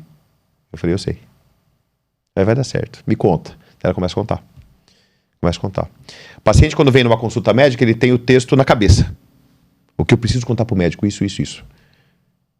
Na maioria das vezes ela não tem tempo nem de falar o nome dela, mas eu falo, me conta. Ela conta o que ela planejou. Quando ela acaba de falar o que ela planejou, eu viro pra ela e falo assim, me conta mais. Me conta tudo. Nossa, daí ela faz assim, ó. É porque eu tenho pouco tempo pra falar aquilo que é essencial. Daí ela conta tudo. Agora eu vou falar. Daí ela começa a contar, ela fala, tenho muitas saudades do meu pai, eu sofri muito na minha vida, tô com muito medo, eu não sei o que vai acontecer, meus filhos são pequenos. Daí ela começa a colocar tudo que ela colocaria numa terapia, por exemplo. Acabou de falar? Eu vou adotar. Daí vamos trazer, vamos resgatar a conversa técnica, porque ela está ali para cuidar da mama. Eu cuido da mama da maneira mais técnica possível, mas é possível com outras técnicas de abordagem. Mama, mais paciente, mais família, mais vida, mais daqui em diante. É porque não tá a mama não chegou ali na sua mesa do consultório isolada. Tem um ser humano junto ali com ela, né? Mas Tá por acoplado. falar em mama e silicone. O que tem? Você quer colocar? Não. Eu não sugiro. Vai ficar bom, não vai Como ficar esse bom. troço não faz mal à mama? Não. O silicone até prove o contrário, ele é absolutamente saudável. Por quê? Porque nós utilizamos em mulheres tratadas de câncer de mama. Não, mas tem Nós gente que reconstruímos, não, entenda uma coisa, se o silicone tivesse prejuízo, nós não poderíamos utilizar em mulheres que tiveram câncer de mama. Então o silicone... Para reconstituir a mama. Exato, a gente reconstrói mulheres que tiveram câncer de mama com silicone, por exemplo. Então essa onda de querer incriminar o silicone é uma onda que é de direito das pessoas quererem ou não colocar.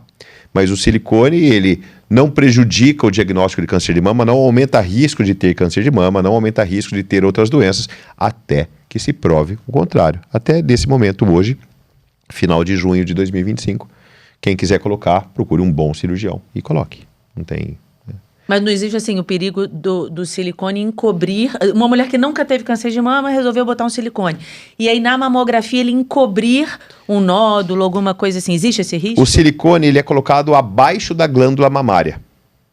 Então, como é que se coloca uma prótese de silicone? Você tem a glândula mamária e você tem o músculo. Então, você coloca o silicone embaixo da glândula ou embaixo do músculo. Ou seja, a mama estará sempre acima. Os métodos diagnósticos fazem diagnóstico de câncer de mama em mulheres que têm prótese. Existe o risco de dificultar o diagnóstico? Cientificamente é comprovado que sim, existe um pequeno prejuízo em déficit de diagnóstico de câncer de mama em mulheres que têm prótese. Mas não é um prejuízo grande, não é algo que motive não colocar.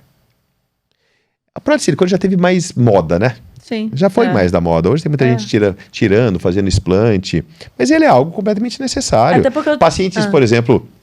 Desculpa te interromper. Pacientes trans, né, mulheres trans, que eram homens cis que se transformaram em mulheres. Para eles é muito importante colocar uma prótese de silicone, aumentar, está no direito deles. E isso não deve ser colocado como um prejuízo de saúde. Isso é um ganho de saúde mental, ganho de qualidade de vida. Então a prótese de silicone... Para uma mulher que ficou sem a mama, porque teve que tirar a mama toda, né? É muito ruim, porque faz parte. E aí você tem que fazer uma reconstituição. Tem até aquela tatuagem que faz para simular o bico do peito, que é muito bem feito, né? Olha, você já viu alguma de perto? Não, de perto não, só vi em imagens. É impressionante. A tatuagem de reconstrução de mamilo e areola, a gente chama de complexo areolo-papilar, você tem que colocar a mão para entender que é tatuagem, porque ela é feita de maneira tão tridimensional. Sério? Impressionante. Fica melhor que muita reconstrução de complexo areolo-papilar. Que coisa. É muito legal. A medicina é muito avançada, é muito linda, né? Não, com e certeza. deve ter algum especialista em fazer aquilo, né? Sim. Não um tatuador comum. É um tatuador especialista em mama. Exatamente. Ele é especialista exatamente nisso. E é muito legal o trabalho. Fica muito, muito bonito. Agora, no caso, assim, por exemplo, é recomendado, como a Angelina Jolie, que teve um caso na família, acho que foi a mãe. E ela falou, para eu não ter, ela tirou as duas mamas, esvaziou as duas mamas. Isso é algo recomendado? Não da maneira que você está contando. Então a gente precisa contar a história da Angelina Jolie de uma maneira como foi. Como foi? A família tem muitos casos de câncer e foi diagnosticada uma mutação genética familiar que aumenta risco. É uma mutação no gene BRCA. Você lembra no começo que a gente discutiu que 15% dos casos de câncer de mama são casos vinculados a mutações genéticas? Então a Angelina Jolie fez um diagnóstico de ser portadora de uma mutação genética que aumenta o risco dela ter câncer de mama em até 90% na vida. Para esse caso, entendeu-se que é salutar, é saudável fazer uma prevenção. Tirar as mamas e colocar 2 próteses. Para mulheres que não têm mutação e elas têm fobia oncológica, isso não é recomendado. Por quê? Porque a cirurgia de reconstrução mamária, quando a gente tira a mama preventivamente e coloca uma prótese, a cirurgia não fica bonita igual uma cirurgia plástica normal. As pessoas acham que falam assim, eu já tiro meu risco de câncer, já ponho 2 próteses, dou uma arrumada, já acabou. Não é assim não. Porque você perde sensibilidade mamária, a parte estética não fica tão bonito quanto uma cirurgia plástica. Riscos de necrose, tem riscos, é uma cirurgia de risco. Para você correr o risco, você tem que ter custo-benefício, né? Mas, por exemplo, quando ela tem essa mutação, ela só tem o perigo do câncer de mama ou em qualquer canto? Não, depende da mutação. Por exemplo, mutações em BRCA1, BRCA2. Aumento de risco de câncer de mama, câncer de ovário, câncer de pâncreas. Então você programa, em algum momento, retirada das mamas, daí você, depois da prole constituída, e aí é uma consulta muito técnica, daí a gente vai avaliar o ovário. Você não vai tirar o ovário de uma mulher que tem uma mutação BRCA muito jovem, porque ela vai entrar na menopausa. Uhum. Então, programa-se hoje, você primeiro programa e tira as trompas, salpingectomia. Daí você programa um pouco mais para frente, por volta dos 40, 44 anos, retirada dos ovários. Depois dos 50 anos, começa a fazer avaliação periódica de abdômen com ressonância ou tomografia para pâncreas. Para tudo tem técnica. Para tudo tem técnica. A gente não pode sair fazendo da cabeça. Então, por isso que eu falo que o mastologista, com uma boa equipe, um oncogeneticista, um mastologista, né? um bom oncologista, um radiologista, juntos, são impecáveis. Não, com certeza, faz toda a diferença. Agora, voltando a falar das suas pacientes com flores, eu adorei isso. Eu adorei. Mas não são só flores. Imagina. O que mais? Tem mais coisa. Então conta. Tem pacientes que ganham bonecas de pano. Olha. Eu ganho bonecas de muita gente, assim, e eu não compro. Né? As flores eu pago. E eu tenho uma história magnífica, muito, muito sensível. Uma consulta oncológica muito difícil no meu consultório. Eu, a paciente e as 2 filhas. A paciente com um quadro oncológico gravíssimo. A conversa não ia bem. Não ia bem. Cheguei para as filhas e falei, espera lá fora um pouquinho, por favor. Eram pequenas? Não. As filhas, era a mãe e as 2 filhas já adultas. Falei, eu poderia conversar com a sua mãe, por gentileza, sozinho? Claro, saíram. Eu e a paciente de frente. E falei, me conta da sua vida. Ah, doutor, o meu marido não é tudo que eu queria que fosse. Falei, mas ele judia de você? Ele te maltrata? Não. Mas ele não é tão carinhoso, tal. Não era isso. Eu estava entendendo que não era isso. Falei, me conta mais. Eu tenho muita saudade do meu pai. Ele suicidou quando eu tinha 8 anos. Eu tenho muita saudade dele. Começou a fazer sentido todo aquele sofrimento. Eu acredito que o sofrimento extremo aumente risco para doenças, por exemplo, como câncer de mama. Mas isso é uma crença pessoal, não é científica. Eu também acredito. Daí eu conversei, falei, vem aqui um pouquinho. Levantei, levei ela no lugar do meu consultório, que eu tenho um armário de bonecas fechado. Daí eu abri o armário, ela fez assim, ó. Virou uma criança. Eu falei, você já teve boneca? Ela falou, nunca tive uma boneca. 53 anos. Perdeu o pai aos 8. Pode escolher uma boneca. Ela olhou, começou a sorrir. Pegou uma boneca, colocou no colo assim. Falei, que nome você vai dar para essa boneca? Esperança. Esperança. Eu tenho uma foto dessa paciente no leito do hospital, com um sorriso lindíssimo, com a boneca no colo. Em 2 semanas ela faleceu. Eu falo que provavelmente ela viveu doente e morreu curada. Faleceu curada. Leve. Uma foto lindíssima. Então, é a oportunidade de você fazer diagnósticos, proporcionar para as pacientes reflexões necessárias e cativar com pequenos presentes simples, como uma boneca de pano, que trazem cura para a paciente. É cura espiritual, cura de alma, sim, leveza. Né? E olha que interessante o que você está falando. Para que alguns, assim, mais, né, podem dizer assim, poxa, mas ela morreu. Olha que coisa trágica que está dizendo. Eu achei que ela fosse viver com esse nome da boneca Esperança, mas não. Ela, no final, ela conseguiu ter um alívio na vida dela, que ela viveu oprimida, viveu carregando um peso durante anos, mal ali, se sentindo mal. Mas ali foi um momento dela de alívio. E é interessante você entender isso e ter esse olhar transcendente sobre essa situação. Né? Não achar assim, não, porque morreu e aí acabou. Não é isso, é muito além disso. É muito além disso. É muito além disso. E é nesse contexto que as peregrinações me ajudam demais. É nesse contexto que uma vez por ano eu preciso me dedicar 10, 11 dias com muito esforço físico, com uma mochila nas costas, com orações, rezando o terço, escutando os peregrinos, falando, quieto no meu sofrimento ali, para poder refletir sobre esses conceitos importantes. Né? E para ouvir a voz do Espírito Santo. Nunca pensou em fazer uma peregrinação levando as pacientes meu curadas? Amigo, eu já fiz. Já? Que legal. Caminhos de Cura, outubro do ano passado.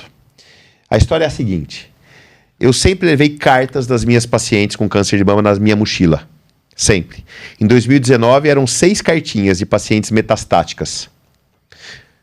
Olha, eu estou indo fazer uma peregrinação, você quer escrever uma cartinha para Nossa Senhora? Doutor, eu quero.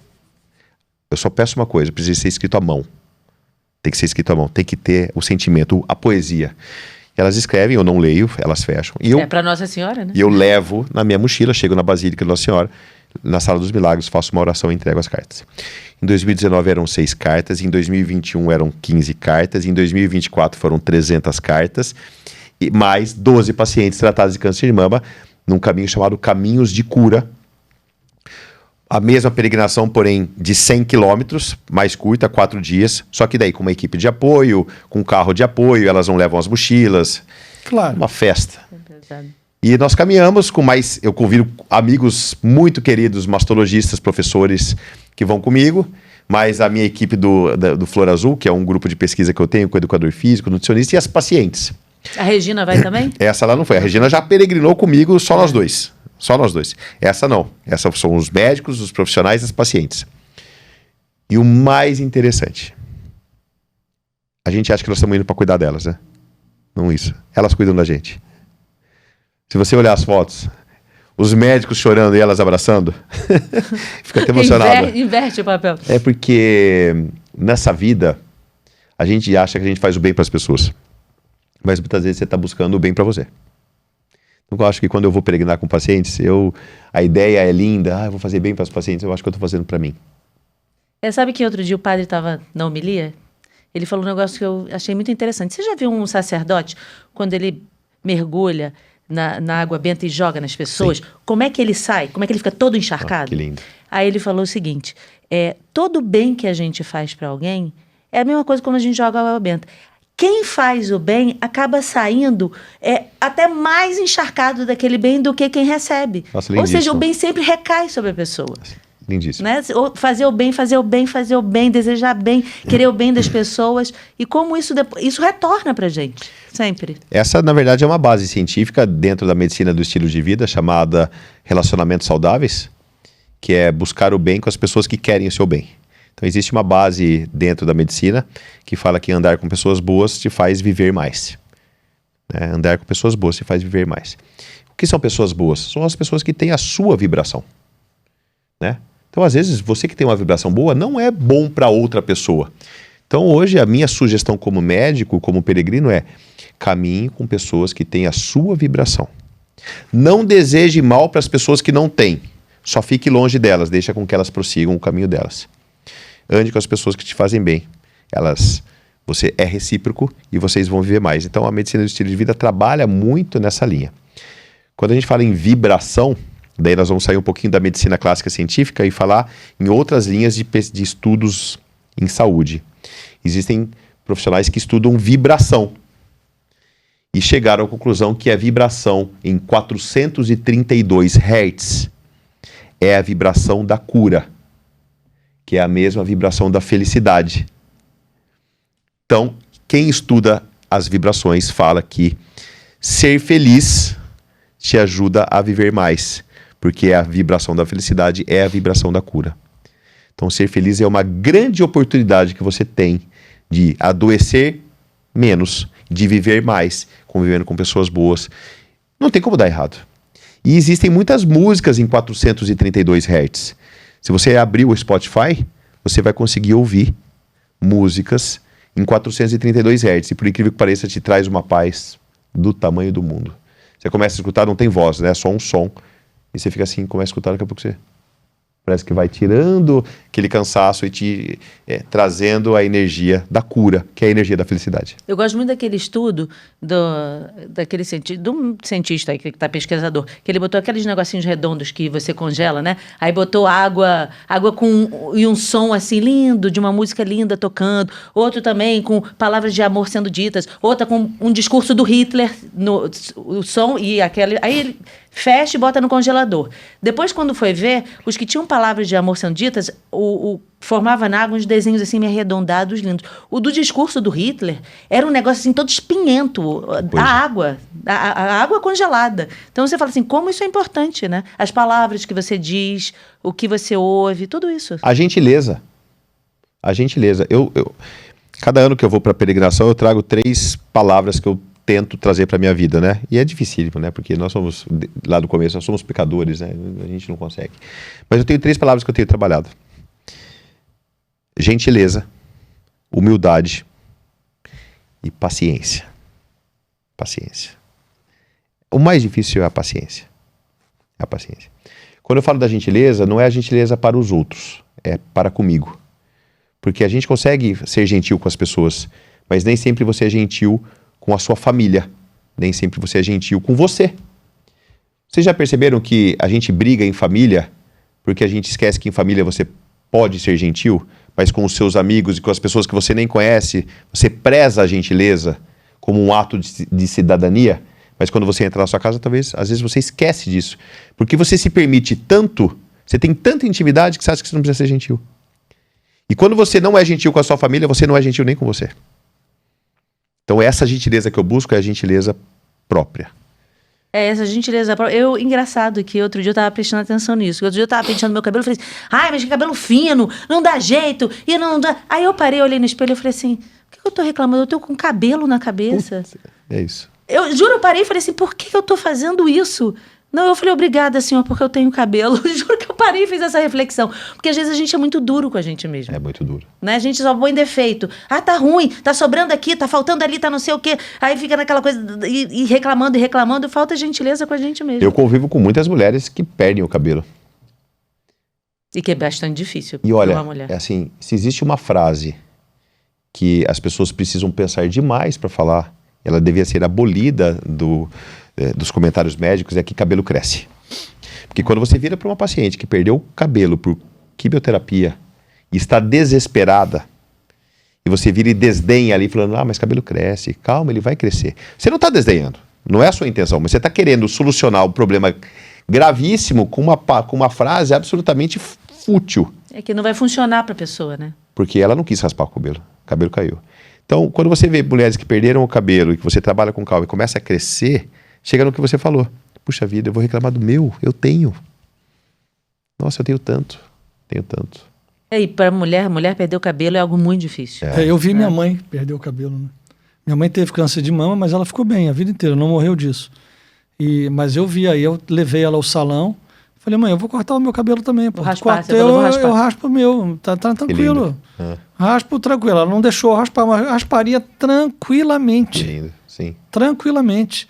E pra quem tá com o cabelo caindo, como eu vi, cara, a melhor coisa é raspar o cabelo, porque aquilo vai caindo de tufo. É difícil. Aquilo não para de cair. E a pior coisa para alguém que está careca por tratamento oncológico é não ser vista, é ser evitada nos ambientes comuns.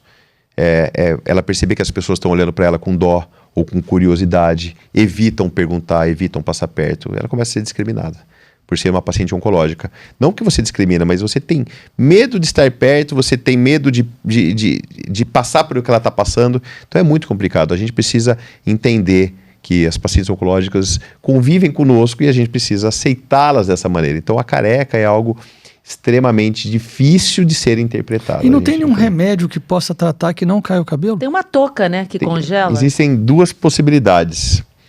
A ideal é uma touca própria para isso, que alguns poucos centros oncológicos têm. É caro. e que você utiliza e que também não é uma certeza absoluta que dará certo. Eu tenho uma amiga que tentou usar e não conseguiu. Muitas dão certo. Mas por quê? Bota a touca, o cabelo não cai? Porque você congela, é uma touca térmica, você congela, né, a base ali dos folículos capilares e evita, faz uma vasoconstrição e evita que a quimioterapia chegue ali. Entendi. Então não cai.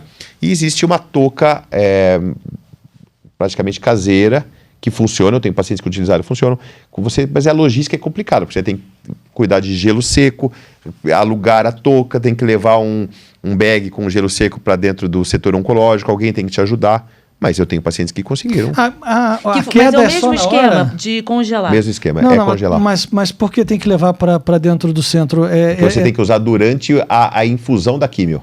Para não chegar. É ali que cai? É ali que age. Cai na sua casa. Mas é ali que é age. atingido o folículo. O folículo é atingido durante a infusão da quimioterapia. Ou seja, se na hora, antes de começar a colocar, se congelar a cabeça da pessoa, o cabelo não cai. A chance é bem menor. É assim que funciona. A gente usa a touca térmica durante a infusão. Começa antes, usa durante a infusão e um pouquinho depois, aí tira. Eu vi uma dizendo Só que é dolorido pra caramba. Ela falou isso, que doeu muito, ela não conseguiu. Ela tinha uma sensibilidade. Não, porque é congelado. Imagina você congelar a tua cabeça. Congela o dedo, pra você ver. Agora congela a cabeça toda. Tua cabeça inteira congelada. É dor. É muita dor. Dói. Ela falou assim, eu não consegui, porque era aquele gelo na minha cabeça, eu não consegui e tirou. Por isso que a gente precisa desenhar muito bem o tratamento oncológico, né? Nem toda paciente tem indicação para quimioterapia. Aliás, poucas pacientes terão benefício com quimioterapia, e as que têm benefício precisam utilizar, é claro, mas muitas não têm, e a gente precisa poupá-las, porque o tratamento oncológico mal indicado traz mais prejuízos do que a própria. Mas qual seria o tratamento, então? Seria só cirurgia? Não. Você tem quimioterapia, você tem... Quando a gente trata câncer de mama, a gente tem 2 tipos de tratamento necessários. Tratamento loco-regional, ou seja, tratar a mama e as drenagens linfáticas, principalmente a axila. Minha mãe esvaziou. Tratamento loco-regional para câncer de mama é cirurgia e a radioterapia. Então, tratamento loco-regional, cirurgia e radioterapia. E tratamento sistêmico, que é tratar o corpo com eventuais células circulantes, diminuindo o risco de doença à distância e até doença na mama contralateral. O tratamento sistêmico tem quimioterapia, terapia-alvo, imunoterapia, endocrinoterapia. Quimioterapia, que é a que cai o cabelo, é um dos tipos de tratamento sistêmico. Só que o tratamento sistêmico, aliás, qualquer tratamento médico mal indicado pode trazer mais prejuízos do que a própria doença. Por isso que eu volto a dizer que o médico precisa ser um alfaiate de alto padrão. Desenhar o seu tratamento como se fosse uma roupa sob medida. Porque não pode ter erro. Você não trata todo mundo igual, porque a doença é completamente diferente e as pessoas são completamente diferentes. Então você precisa se dedicar. Mas os resultados de exame não são muito parecidos? Depende. Os fatores não são todos... É que o exame a gente utiliza para direcionar a sua hipótese diagnóstica. Então, por exemplo, uma glicemia de 126 pode ser alterada para um paciente que não é diabético, mas pode ser ótima para um paciente que tinha uma glicemia de 300. Então, o exame ele é subsidiário. Exame, a gente chama de exames complementares. Dentro da medicina, a gente começa com anamnese, que é conversar com o paciente e entender, exame físico, e depois os exames complementares. Eles complementam toda a fase anterior. É que hoje em dia a consulta começa pelo exame, né? Então inverteu um monte de coisa. Não é assim que funciona. Hoje em dia tem muito médico que não pega ninguém, né? Te dá um monte de coisa. Tratamento à distância. Graças a Deus os nossos médicos pegam, examinam, faz tudo. Agora, já escutei dizer, não sei se é verdade, que açúcar é alimento para a célula que tem câncer. Açúcar que alimenta. Açúcar é alimento para doença. Não, qualquer doença, então, né? Qualquer doença. Qualquer doença, vamos botar. Açúcar é alimento para inflamação. Inflamação é a base de um iceberg e lá em cima você tem câncer de mama, câncer de intestino, doença cardiovascular e um monte de outras doenças. Então o açúcar cria inflamação. Sedentarismo cria inflamação. Obesidade é inflamação.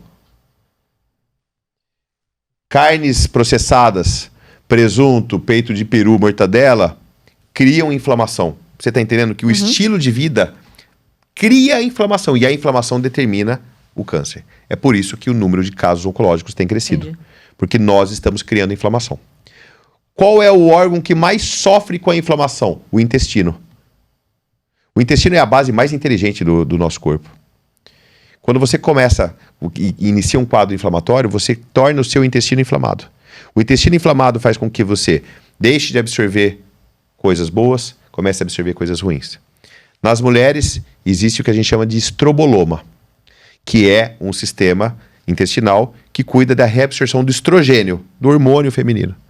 Quando você tem uma microbiota intestinal patológica, você altera o estroboloma. Então você começa a alterar, inclusive, os seus próprios hormônios. Tudo desencadeado por dieta inadequada, inflamação. É complexo, né? Olha isso. O sujeito tem que comer bem. Caramba. E outra coisa que eu ia te perguntar. E não beber nada. Eu vi... Não, mas não é assim. Também a gente pode... Tem equilíbrio na vida, né? Eu acho que tem que ter equilíbrio. Você vai numa festa, por que você não pode tomar uma taça de vinho? Você vai tomar uma taça de vinho, você toma uma taça de vinho. Você vai encontrar os seus amigos da faculdade lá um dia que você não bebe. Pô, claro, é óbvio que se você gosta de beber, você vai beber um pouco mais. No dia seguinte você vai se arrepender.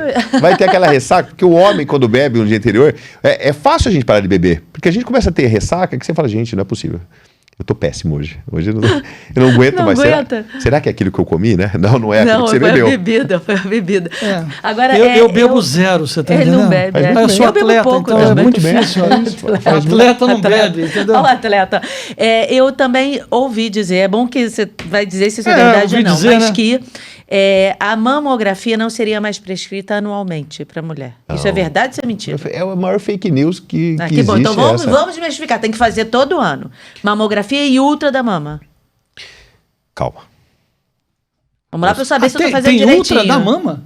Tem ultra da mama. Calma. Vamos focar nessa informação que é muito importante. Pois é. A gente precisa... Embora a gente fale que o estilo de vida saudável previne câncer de mama, ele não é 100% eficaz. Ele diminui o risco. Qual é a estratégia que mais impacta em cuidados e cura para o câncer de mama? Mamografia. A gente chama de prevenção secundária. Ela não previne a doença, mas ela faz diagnóstico precocemente. O que é a mamografia? É um exame de raio-x, igual o raio-x do pulmão, que é feito direcionado para a mama. Por isso que tem que apertar a mama. Mas ele não sabe. Dói pra caramba, porque espreme o teu peito como se ele fosse explodir. Por que tem que espremer? Justamente por isso, porque a gente... Eu vou evitar a palavra espremer, vou falar em comprimir a mama. Comprimir. Vamos espremer. Porque quando você fala, senão seus pacientes não vão aparecer mais lá, né? Isso, eu vou explicar. Vai espremer minha aquela mama? Câmera, aquela câmera. Então, olha, esquecem espremer. Foi uma sensação minha, pronto. É um método de raio-x que você comprime a mama e quando você comprime a mama, você diminui a espessura e diminuindo a radiação que é utilizada. A radiação da mamografia é desprezível. Mamografia não causa nenhum prejuízo por conta da radiação. Para que serve a mamografia? Para fazer diagnóstico de doenças de câncer de mama muito pequeno. O ideal abaixo de 1 centímetro, abaixo de 2 é bem factível, porque permite cura da doença. Qual é o protocolo de mamografia? Ideal, anual a partir dos 40 anos. Até quando? Até quando você tiver perspectiva de vida. E daí é caso a caso. Toda mulher que faz 40 anos deve fazer mamografia. Quando eu vou parar de fazer? Aí nós vamos conversar e individualizar. Por que não antes? Porque a mama é muito densa antes dos 40 anos. Existe câncer de mama antes dos 40 anos? Existe. Mas a mamografia funciona? Não. Porque a mama é muito glandular. E a mama glandular não permite que a gente faça diagnóstico do câncer de mama. Podia ter um scanner, né, cara? Que fizesse um negócio... Infelizmente não tem. Não inventaram. Daí fala assim, e o ultrassom? O ultrassom, ele é feito quando a mamografia identifica algo que deve ser complementado ou quando a sua mama é muito densa. Então, a mamografia é indicado para todas as pacientes. O ultrassom para quem precisa. Esse é o ideal. Mamografia anual a partir dos 40 anos. Entendi. Esse é o ideal. E ultrassom para quem precisa. Mamografia para todas, ultrassom para quem precisa. Entendi. Basicamente, para não errar. É assim. Agora, então estou fazendo direitinho. Está fazendo direito. Por exemplo, e produtos, uma mulher é diferente de homem, né? Se você olhar, certamente o seu banheiro também é assim, né? Eu tenho lá um mísero shampoo. E você olha uma prateleira, assim, é mais ou menos o tamanho dessa mesa, para caber dentro do box, e tem todos os produtos passáveis. Aqui é o seu espaço. Não, ali é assim, geralmente, às vezes eu até coloco no chão. Para não atrapalhar. Para não atrapalhar. Muito bem. Mas fazer o quê, né? E aí, mulher passa 500 mil coisas no corpo, na face, enfim. Isso atrapalha? Sutiã, por exemplo, e esses produtos todos. É por isso que elas são tão belas. E a gente envelhece e as mulheres envelhecem. Muito bem, adorei isso. É por isso que a gente olha as mulheres. Não provoca nada. É por isso que a gente olha as mulheres, elas vão envelhecendo, vão ficando mais bonitas. Os Isso. homens quase não envelhecem, já parece que tem 10 anos a mais. É verdade. Porque as mulheres se cuidam. Porque as mulheres previnem doença, porque as mulheres tomam atitude mais fácil de mudar de estilo de vida, de fazer o skincare. A minha esposa é dermato, eu não posso responder nada diferente aqui, porque senão ela está me assistindo. Minha esposa é dermatologista. A mulher faz skincare, a mulher cuida do cabelo, a mulher cuida do corpo, a mulher faz exame de Mas tu não ia passar aquilo tudo, ia? Tu ia ter paciência de passar Não, aquilo claro tudo? que não. Claro que ia. Mas as mulheres têm, ué. Mas as mulheres têm, elas são muito mais sábias que nós, eu aprendo com as Mas mulheres. então o serviço não faz mal nenhum. Não faz mal nenhum. Pode passar. Pode, deve. Aí começou um tal de desodorante não pode ter alumínio, que se tem alumínio, não sei como é que é essa história. A gente tem que tomar cuidado com as fake news em câncer de mama, né? Então, quais são as clássicas? Mamografia causa câncer de mama, a maior fake news da história. Porque a radiação da mamografia causa câncer de mama. Fake news. A radiação da mamografia é desprezível no que se refere a desenvolvimento oncológico. Segundo, desodorante causa câncer de mama por conta do alumínio. Fake news até que se prove o contrário. Então existem estudos, e já fui pesquisar, tenho vídeos sobre isso. Não aumenta risco para câncer de mama, tem estudos que estudam especificamente o alumínio. Não tem correlação com câncer de mama. Mas o alumínio faz bem? Não estou dizendo isso. Talvez um dia vão descobrir que não. Mas não tem correlação com câncer de mama. Outra fake news, por exemplo, que terapia de reposição hormonal causa câncer de mama. Eu já ouvi muito isso. Terapia de reposição hormonal nos 10 primeiros anos de utilização, quando bem indicada, não aumenta risco para câncer de mama. Depois de 10 anos começa a aumentar vagarosamente. Porém, a terapia de reposição hormonal tem muito menor impacto no desenvolvimento de câncer de mama do que a obesidade. Obesidade é fator de risco para câncer de mama, tanto na pré-menopausa quanto na pós-menopausa. Circunferência da cintura acima de 88 centímetros é fator de risco para câncer de mama. Daí a mulher não faz terapia hormonal porque ela tem risco para câncer, ela tem medo de ter câncer de mama. Daí ela sofre tanto que ela engorda. Tá ganhando risco para câncer de mama ali. Então, tudo é um equilíbrio. Tem um outro fake news que eu não sei se é fake news. Vamos lá. Quando vai fazer mamografia, tem que botar o negócio aqui, Fake porque vai news, proteção, radioproteção para tireoide. Isso. A mamografia não dissipa radiação para a tireoide. Então, o Colégio Brasileiro de Radiologia deixa bem claro, você não deve deixar nem na sala o negócio, porque senão dá a impressão que tem clínicas que não tem. É verdade. Não precisa. Teve não sei se foi ano passado ou ano retrasado, começou a espalhar isso. Quando eu fui fazer a mamografia, a mulher já botou o negócio em mim. Eu falei, bom, por via das dúvidas, bota, né? Já que tá todo mundo falando. Mas não pode, porque daí você vai numa outra clínica que não bota, daí você fala, aqui é ruim. Não é que é ruim. Aqui tá certo. Então é fake news também. Tá vendo como é que é bom Fake news é perigoso. Fake news Mas é perigoso. você já fez esse ano? Não, esse ano eu não fiz, porque ainda não deu um ano. Olha lá, olha que bela resposta. Bela resposta. Bela resposta. Tem que... Eu já percebi a sua, viu? Já, né? Você quer que eu confesse? Quer que faça a mamografia? Você tá fazendo um checklist. Você tá fazendo um checklist. Aqui não tem mamógrafo ainda, mas para confessar tem. Um pedaço da eu já resolvi. Essa tá lá muito embaixo boa. no nosso centro médico ainda não tem, não sei, tem que ter uma parede. Não, mas a gente ganhou um aparelho de ultra. De ultra, sim, e hoje ganhamos um consultório dentário. Que bom, viu? Parabéns. Outro dia eu falei aqui, né? Eu falei, cara, eu queria tanto ganhar aquele aparelhinho, né? De fazer assim. De ultrassonografia. Ultrassonografia. Aí passou uma semana, 15 dias, apareceu... As pessoas que assistem... Apareceu um bem-aventurado aqui com um aparelho. Aonde eu vou, eu tenho ultrassom para ver minhas pacientes. Eu não... ultrassom de mamas, eu sou especialista nisso também, então, assim, eu não consigo conviver com o câncer de mama, não consigo atender um câncer de mama sem ultrassom. Eu examino, faço ultrassom, determino a distância. Então, ultrassom é um belíssimo aparelho. Mas e aí no SUS, como é que faz? Eu tenho o meu no SUS. Eu tenho ultrassom portátil. Que você leva. As minhas pacientes, por exemplo, elas não fazem agulhamento para identificar tumor. Eu faço isso no intraoperatório. O paciente está anestesiado, eu levo o meu ultrassom que eu comprei com o meu dinheiro, vou lá, olho, marco a mama, tudo em prol da boa medicina. Lembrando, a gente tem um médico, Pedro Paulo Medeiros, um querido, que ele, quando atende no SUS, ele falou o seguinte, ele combinou com o segurança e falou assim, você vai esconder para mim 2 cadeiras. Aí o segurança topou, aí ele botava as cadeiras na frente dele, porque ele falou assim, não tinha cadeira para atender os pacientes já ficavam em pé. Mas sabe por quê? Para ir rápido, consulta rápida. Ele falou assim, mas eu me nego a atender assim. Ele é muito humano. Ele falou assim, eu me nego a atender assim. Aí ele pegou, bota a cadeira, também chama a pessoa, conversa, olha no olho, fala, a mesma coisa. Ele Isso não é faz humano, ele é toda a justo, né? diferença. Olha só, nós fizemos Isso é aqui, justo. nós fizemos aqui uma tabelinha de 40 mil atendimentos ano. Mas levando em consideração que esse atendimento tem pelo menos 30 minutos. Tá. Pelo menos. 30 minutos é um tempo ideal. Como eu pratico a minha medicina? Uma primeira consulta geralmente vai demorar entre 40 minutos e 1 hora. Um retorno é possível que demore 30 minutos, 20 minutos. Aí depende. Sim, claro. Você não tem que ter uma ampulheta virada na sua consulta. O tempo da consulta é o tempo do seu paciente, né? Mas os 30 aqui, é que assim, menos de 30 não pode ser. Não, mas às vezes é possível, isso que eu estou te falando. Depende do caso, né? Depende do caso, depende porque às do vezes caso. é uma paciente que já passou com você, você já conhece o caso dela. Você não precisa E ela só quer mostrar um exame, Não, alguma mas coisa. às vezes é rápido. É por isso que eu falo, o tempo da consulta, a demanda é a do paciente, não é a do médico. Quem determina é o paciente. Daí o pessoal fala, mas o convênio paga muito pouco. Meu amigo...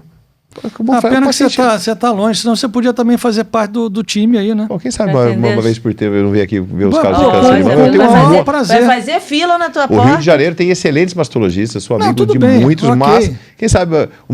quando eu vier me confessar, de quanto tempo que eu vou ter que me confessar? Mensalmente, pelo menos. Pô, todo mês? Ué? Mas eu vou me confessar todo mês. Mas se eu vier me confessar uma vez por ano aqui, Sim. Gente, essa tá eu ótima. atendo Isso. aqui, eu confesso. Eu vou me confessar antes ou depois de atender? Antes. É melhor depois. Depois, né? Vai que eu peco, daí eu já aproveito. Tá ótimo. Porque depois eu aproveito, entendeu? Não, mas se você for confessar sempre, depois que você atender, você vai confessar todo dia. Essa tá ótima, gente. Entendeu? Agora, deixa eu te perguntar uma coisa. Teve nesses anos todos, né? Quantos anos de medicina, de atendimento? Eu me formei em 2004, então eu tenho 20 anos de medicina. 20 anos. Teve, assim, que você possa contar um caso, assim, que tenha te marcado? Eu sei que tem vários casos importantes. Assim, um que você fala assim, poxa, esse me marcou muito. Foi importante para mim, para minha vida, para minha carreira, para tudo. Eu tenho muitos casos emblemáticos, muitos. Eu vou escrever um livro com casos, provavelmente vai chamar Histórias de um Médico Peregrino, porque são casos e reflexões. Bonito. Mas eu tenho um caso que... É a história do médico peregrino ou a história do peregrino médico? Ainda não sei. Ainda preciso pensar. Eu preciso peregrinar muito para entender Tem que saber isso. se é mais médico ou mais peregrino. Hoje eu me orgulho muito das duas profissões, das minhas duas. Mas eu tenho um caso que eu já contei algumas vezes, mas eu tenho um caso que eu acho que foi uma intercessão do Espírito Santo na minha prática. E eu vou explicar para vocês por quê. Eu acho que é um milagre. Milagres do dia a dia. Eu entro no meu ambulatório do SUS e uma paciente pega na minha mão. Ela não me conhecia, eu não a conhecia. Ela pega na minha mão. Mão gelada. A gente só tem mão gelada quando a gente está ansioso. E ela pedindo por atendimento. E daí eu falei, fique calma, eu vou te atender, vou atender primeiro as pacientes agendadas, daí eu atendo a senhora. E daí, acabei o ambulatório, ela entrou, Dona Lourdes. Dona Lourdes, pode entrar. Doutor, muito obrigado. Quando ela entrou na sala e fechou a porta, eu já entendi o que estava acontecendo.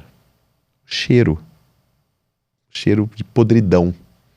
Eu só pedi para ela levantar a blusa. Eu falei, mas foi assim, em 1 minuto. Eu falei, Dona Lourdes, não precisa nem... Levanta a blusa. Levantou a blusa. Uma mama completamente necrótica. Nossa. Necrose. Você já sentiu o cheiro de necrose? Cheiro de morte. Nossa. Cheiro de morte. Ela tinha feito uma reconstrução da mama muitos anos atrás. Por N motivos que a vida determinou, essa reconstrução necrosou. Então ela não tinha um diagnóstico de câncer de mama, não conseguia ser inserida num sistema para atendimento oncológico. Isso era uma segunda-feira, na quinta-feira eu a atendi. Isso era uma segunda-feira, na quinta-feira eu a operei. 3 dias. Operei com meu pai. Tirei aquela necrose, fechamos, ficou ótimo. No dia seguinte dei um vaso de flor para elas. Como eu falei, dou vaso de flores para todas. Em 2 semanas ela volta no meu ambulatório. Com muitos presentes. Encheria metade da mesa aqui. Bebida, caneta, bola de Natal. Você imaginar, tudo que ela pôde. Não, bola de Natal com a minha foto. Detalhe. Eu falei, Dona Lourdes, tadinha, ela queria agradar. Pra que tanto presente? Ela falou, porque você salvou a minha vida. Eu falei, não, eu não salvei a sua vida. Ela falou, o senhor salvou. Porque aquele dia dentro da minha bolsa eu tinha um vidro de veneno. E eu ia me matar. Porque eu não suportava mais aquele cheiro, eu não tinha dignidade, e eu já tinha batido em todas as portas, e todas fecharam na minha cara. E daí eu agradeci o fato dela ter colocado a mão em mim, ter sentido a temperatura da mão dela.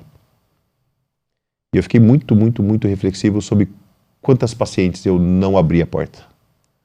Quantas pacientes eu não peguei na mão. O ato de pegar, o ato de encostar a mão. Isso nos dias de hoje é um milagre. Porque para mim não me custou nada, para ela custou a vida. Estar viva e seguir em frente. Ela já faleceu por outras causas muito tempo depois, me encheu de presentes a vida inteira, eu e toda a minha família. Mas a história é linda, não é? Nossa, muito. Muito bonita. Mas Nossa, ela não tinha câncer de mama. Ela teve câncer de mama. Teve antes. E reconstruiu. Então essa é uma história que eu já contei algumas vezes e eu vou contar muitas vezes, porque ela é muito emblemática. Porque é no sistema público, é o toque da mão, é dar oportunidades, dar esperança, agir rápido, driblar o sistema, presentear, entendeu? Ela nem estava no sistema regulador. Não, porque ela não tinha como, ela não era oncológica. Para você entrar no sistema regulador, você tem que ter um diagnóstico anatomopatológico de carcinoma de mama. Ela não tinha. Que coisa, ela ficava batendo para lá e para cá. Gente, imagina, com um cheiro de estado de putrefação já a mama ali, com um cheiro de necrose. Tem um rapaz aqui no sinal e a gente está tentando agora operá-lo. Ele tem do lado uma hérnia do lado esquerdo maior do que essa xícara, essa caneca para o lado de fora. Quando ele deita, aquilo entra e fica reto. Quando ele está há alguns anos no sistema e ninguém opera esse homem. É porque é um caso difícil de operar e as pessoas vão driblando, né? E sabe qual é o problema? A gente não insiste nas pessoas, né? No sistema público as pessoas acham que você tem uma chance. Pegou, não pegou, tchau. Eu tenho uma história muito emblemática sobre isso no SUS. Eu gosto de contar histórias do SUS, porque se você faz no SUS, você faz em qualquer lugar. Tem muito médico que gosta de fazer milagre no consultório. Ok, está no seu direito. Só que ele faz uma medicina no consultório e no SUS ele faz outra. E eu não costumo respeitar esse tipo de atitude. Uma paciente minha do SUS chega, uma paciente forte, cheia de tatuagem, bravona assim, junto com o marido. O marido, assim ó, parecia o gatinho dela. Ela chega no meu ambulatório com o marido. Ó, doutor Daniel, é o seguinte, ó, eu não vou, nem perca seu tempo. Eu tô com câncer de mama, não vou tratar. Ué, foi fazer o que lá então? Exato. E era nova? Não, uma senhora de mais ou menos uns 60 e poucos anos. Eu tô aqui, não vou tratar. Eu tô aqui porque o meu marido me importunou para vir aqui. Eu falei, tudo bem. Não quer tratar? Tudo bem, deixa eu entender seu caso. E ela precisava operar, porque aquele câncer ia crescer. Não estava judiando dela, mas poderia judiar. O que eu poderia falar? Tudo bem, quando a senhora quiser, a senhora volta. Eu falei, não, vamos operar. Fiz, marquei a data da cirurgia para ela. E ela se convenceu que ela não queria? Mas ela faltou. Não foi na cirurgia? Ela não foi na cirurgia. Caramba. Ela tinha meu telefone, me mandou um WhatsApp. Doutor Daniel, eu não vou operar. Não insista em mim. Tudo bem. Tudo bem. Fiz, marquei a segunda cirurgia para ela. Ela faltou e nem me avisou. Nem mensagem ela mandou. Provavelmente na maioria dos serviços ela seria desligada. Mas ela tinha um câncer de mama. Marquei a terceira data. Operei a cirurgia. Gente, Mas ela tu foi em casa pegar ela ou não? Botou ela no carro, vem. Marquei a terceira data. Mandou o Uber ela pegar. foi. Eu operei essa paciente. No dia seguinte fui levar um vasinho de flor para ela. Ela olhou para mim, desarmou, completamente desarmada, olhou para mim e falou assim: nunca ninguém insistiu em mim na minha vida. O mais fácil era você ter me abandonado. E eu falei para ela, eu nunca vou te abandonar. Insistir nas pessoas é um ato cristão. Se a gente for pensar, o mais fácil é sair. O mais fácil é a gente fechar, é olhar para esse o moço que está ali e falar, vou desistir de você. Se você desistir dele, ninguém vai fazer nada por ele. Se eu desistisse dela, ninguém ia fazer nada por ela. Porque ela não estava me pagando nada para isso. Se estivesse pagando era mais fácil. Você tem uma motivação. É verdade. Então a gente precisa insistir nas pessoas. A gente precisa tocar nas pessoas e ver uma mão gelada. A gente precisa dar oportunidade para as pessoas. O porquê que eu gosto, porquê que eu sou fascinado pelo ato cristão? Porque é amar o próximo como a ti mesmo. E não adianta a gente ficar falando se você não faz. É amar o próximo como a ti mesmo.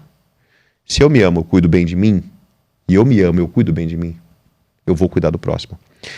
Cuidar do próximo é fácil quando o próximo é limpo. Cuidar do belo é fácil. Cuidar de vocês é fácil. Se você for marcar uma consulta de menopausa comigo, é belíssimo cuidar de você. Eu quero ver você cuidar da Dona Maria. Eu quero ver você cuidar do mendigo. Eu quero ver você cuidar de quem não gosta de você. Eu quero ver você amar o seu inimigo. Aí são atos cristãos que eu não estou, talvez, preparado para chegar, mas eu estou em busca disso. Porque amar o belo é fácil. Amar o belo é fácil. O que a gente precisa é amar o sujo, né? É isso mesmo. É. Que maravilha, gente. Gente, não falei que era importante trazer o doutor Daniel aqui? Olha só que lindo. Especialmente porque ele está num local privilegiado. Ah, meu Deus. Ele...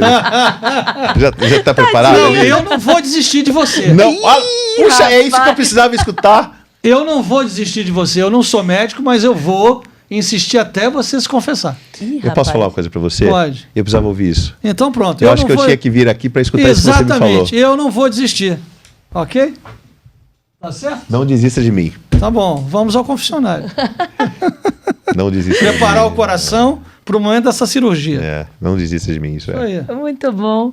Gente, olha só, se vocês querem ver mais coisas maravilhosas, segue no Instagram o doutor Daniel, é @doutor sem ponto, vai estar escrito aqui, Daniel Butros, com 2 T's, está escritinho aqui, vai lá, segue, vocês vão ver vídeos maravilhosos, ele fala coisas belíssimas, tem ele tocando e cantando, que eu já vi, tem tanta coisa legal, ele canta também, toca, olha só. Então, vale muito a pena, porque a gente vê os seus vídeos, dá esperança pra gente. Fala, poxa, caramba, tem médico legal, tem médico humano, tem médico que gosta de gente. Isso é muito bacana. Parabéns pelo seu trabalho, que Deus abençoe muito, que você consiga continuar ajudando muitas e muitas e muitas outras pessoas Amém. na sua vida. Muito obrigado. Muito bem. Acho que passamos algum tempo iluminado aqui. É muito bom. E o que eu mais precisava foi o que você falou. Vamos passar eu não vou muitos desistir ainda. de você. Eu não vou desistir de você. Fica tranquilo. Conheci você hoje. Muito obrigado. Tem 2 horas que ele conheço, mas não vou desistir de você. Muito obrigado. Precisava disso. E você também, inscreva-se no canal, tá? Não desista da Ânima, não. Tá aqui, se inscreva, por favor. Viu? Toca o botão aí, vamos lá. E vamos embora, gente. Obrigada, viu? E até o próximo episódio. Um beijo, fiquem com Deus. Tchau, Bertaldinho, sempre azul. Valeu. Tá de azul hoje, não. Tchau, tchau.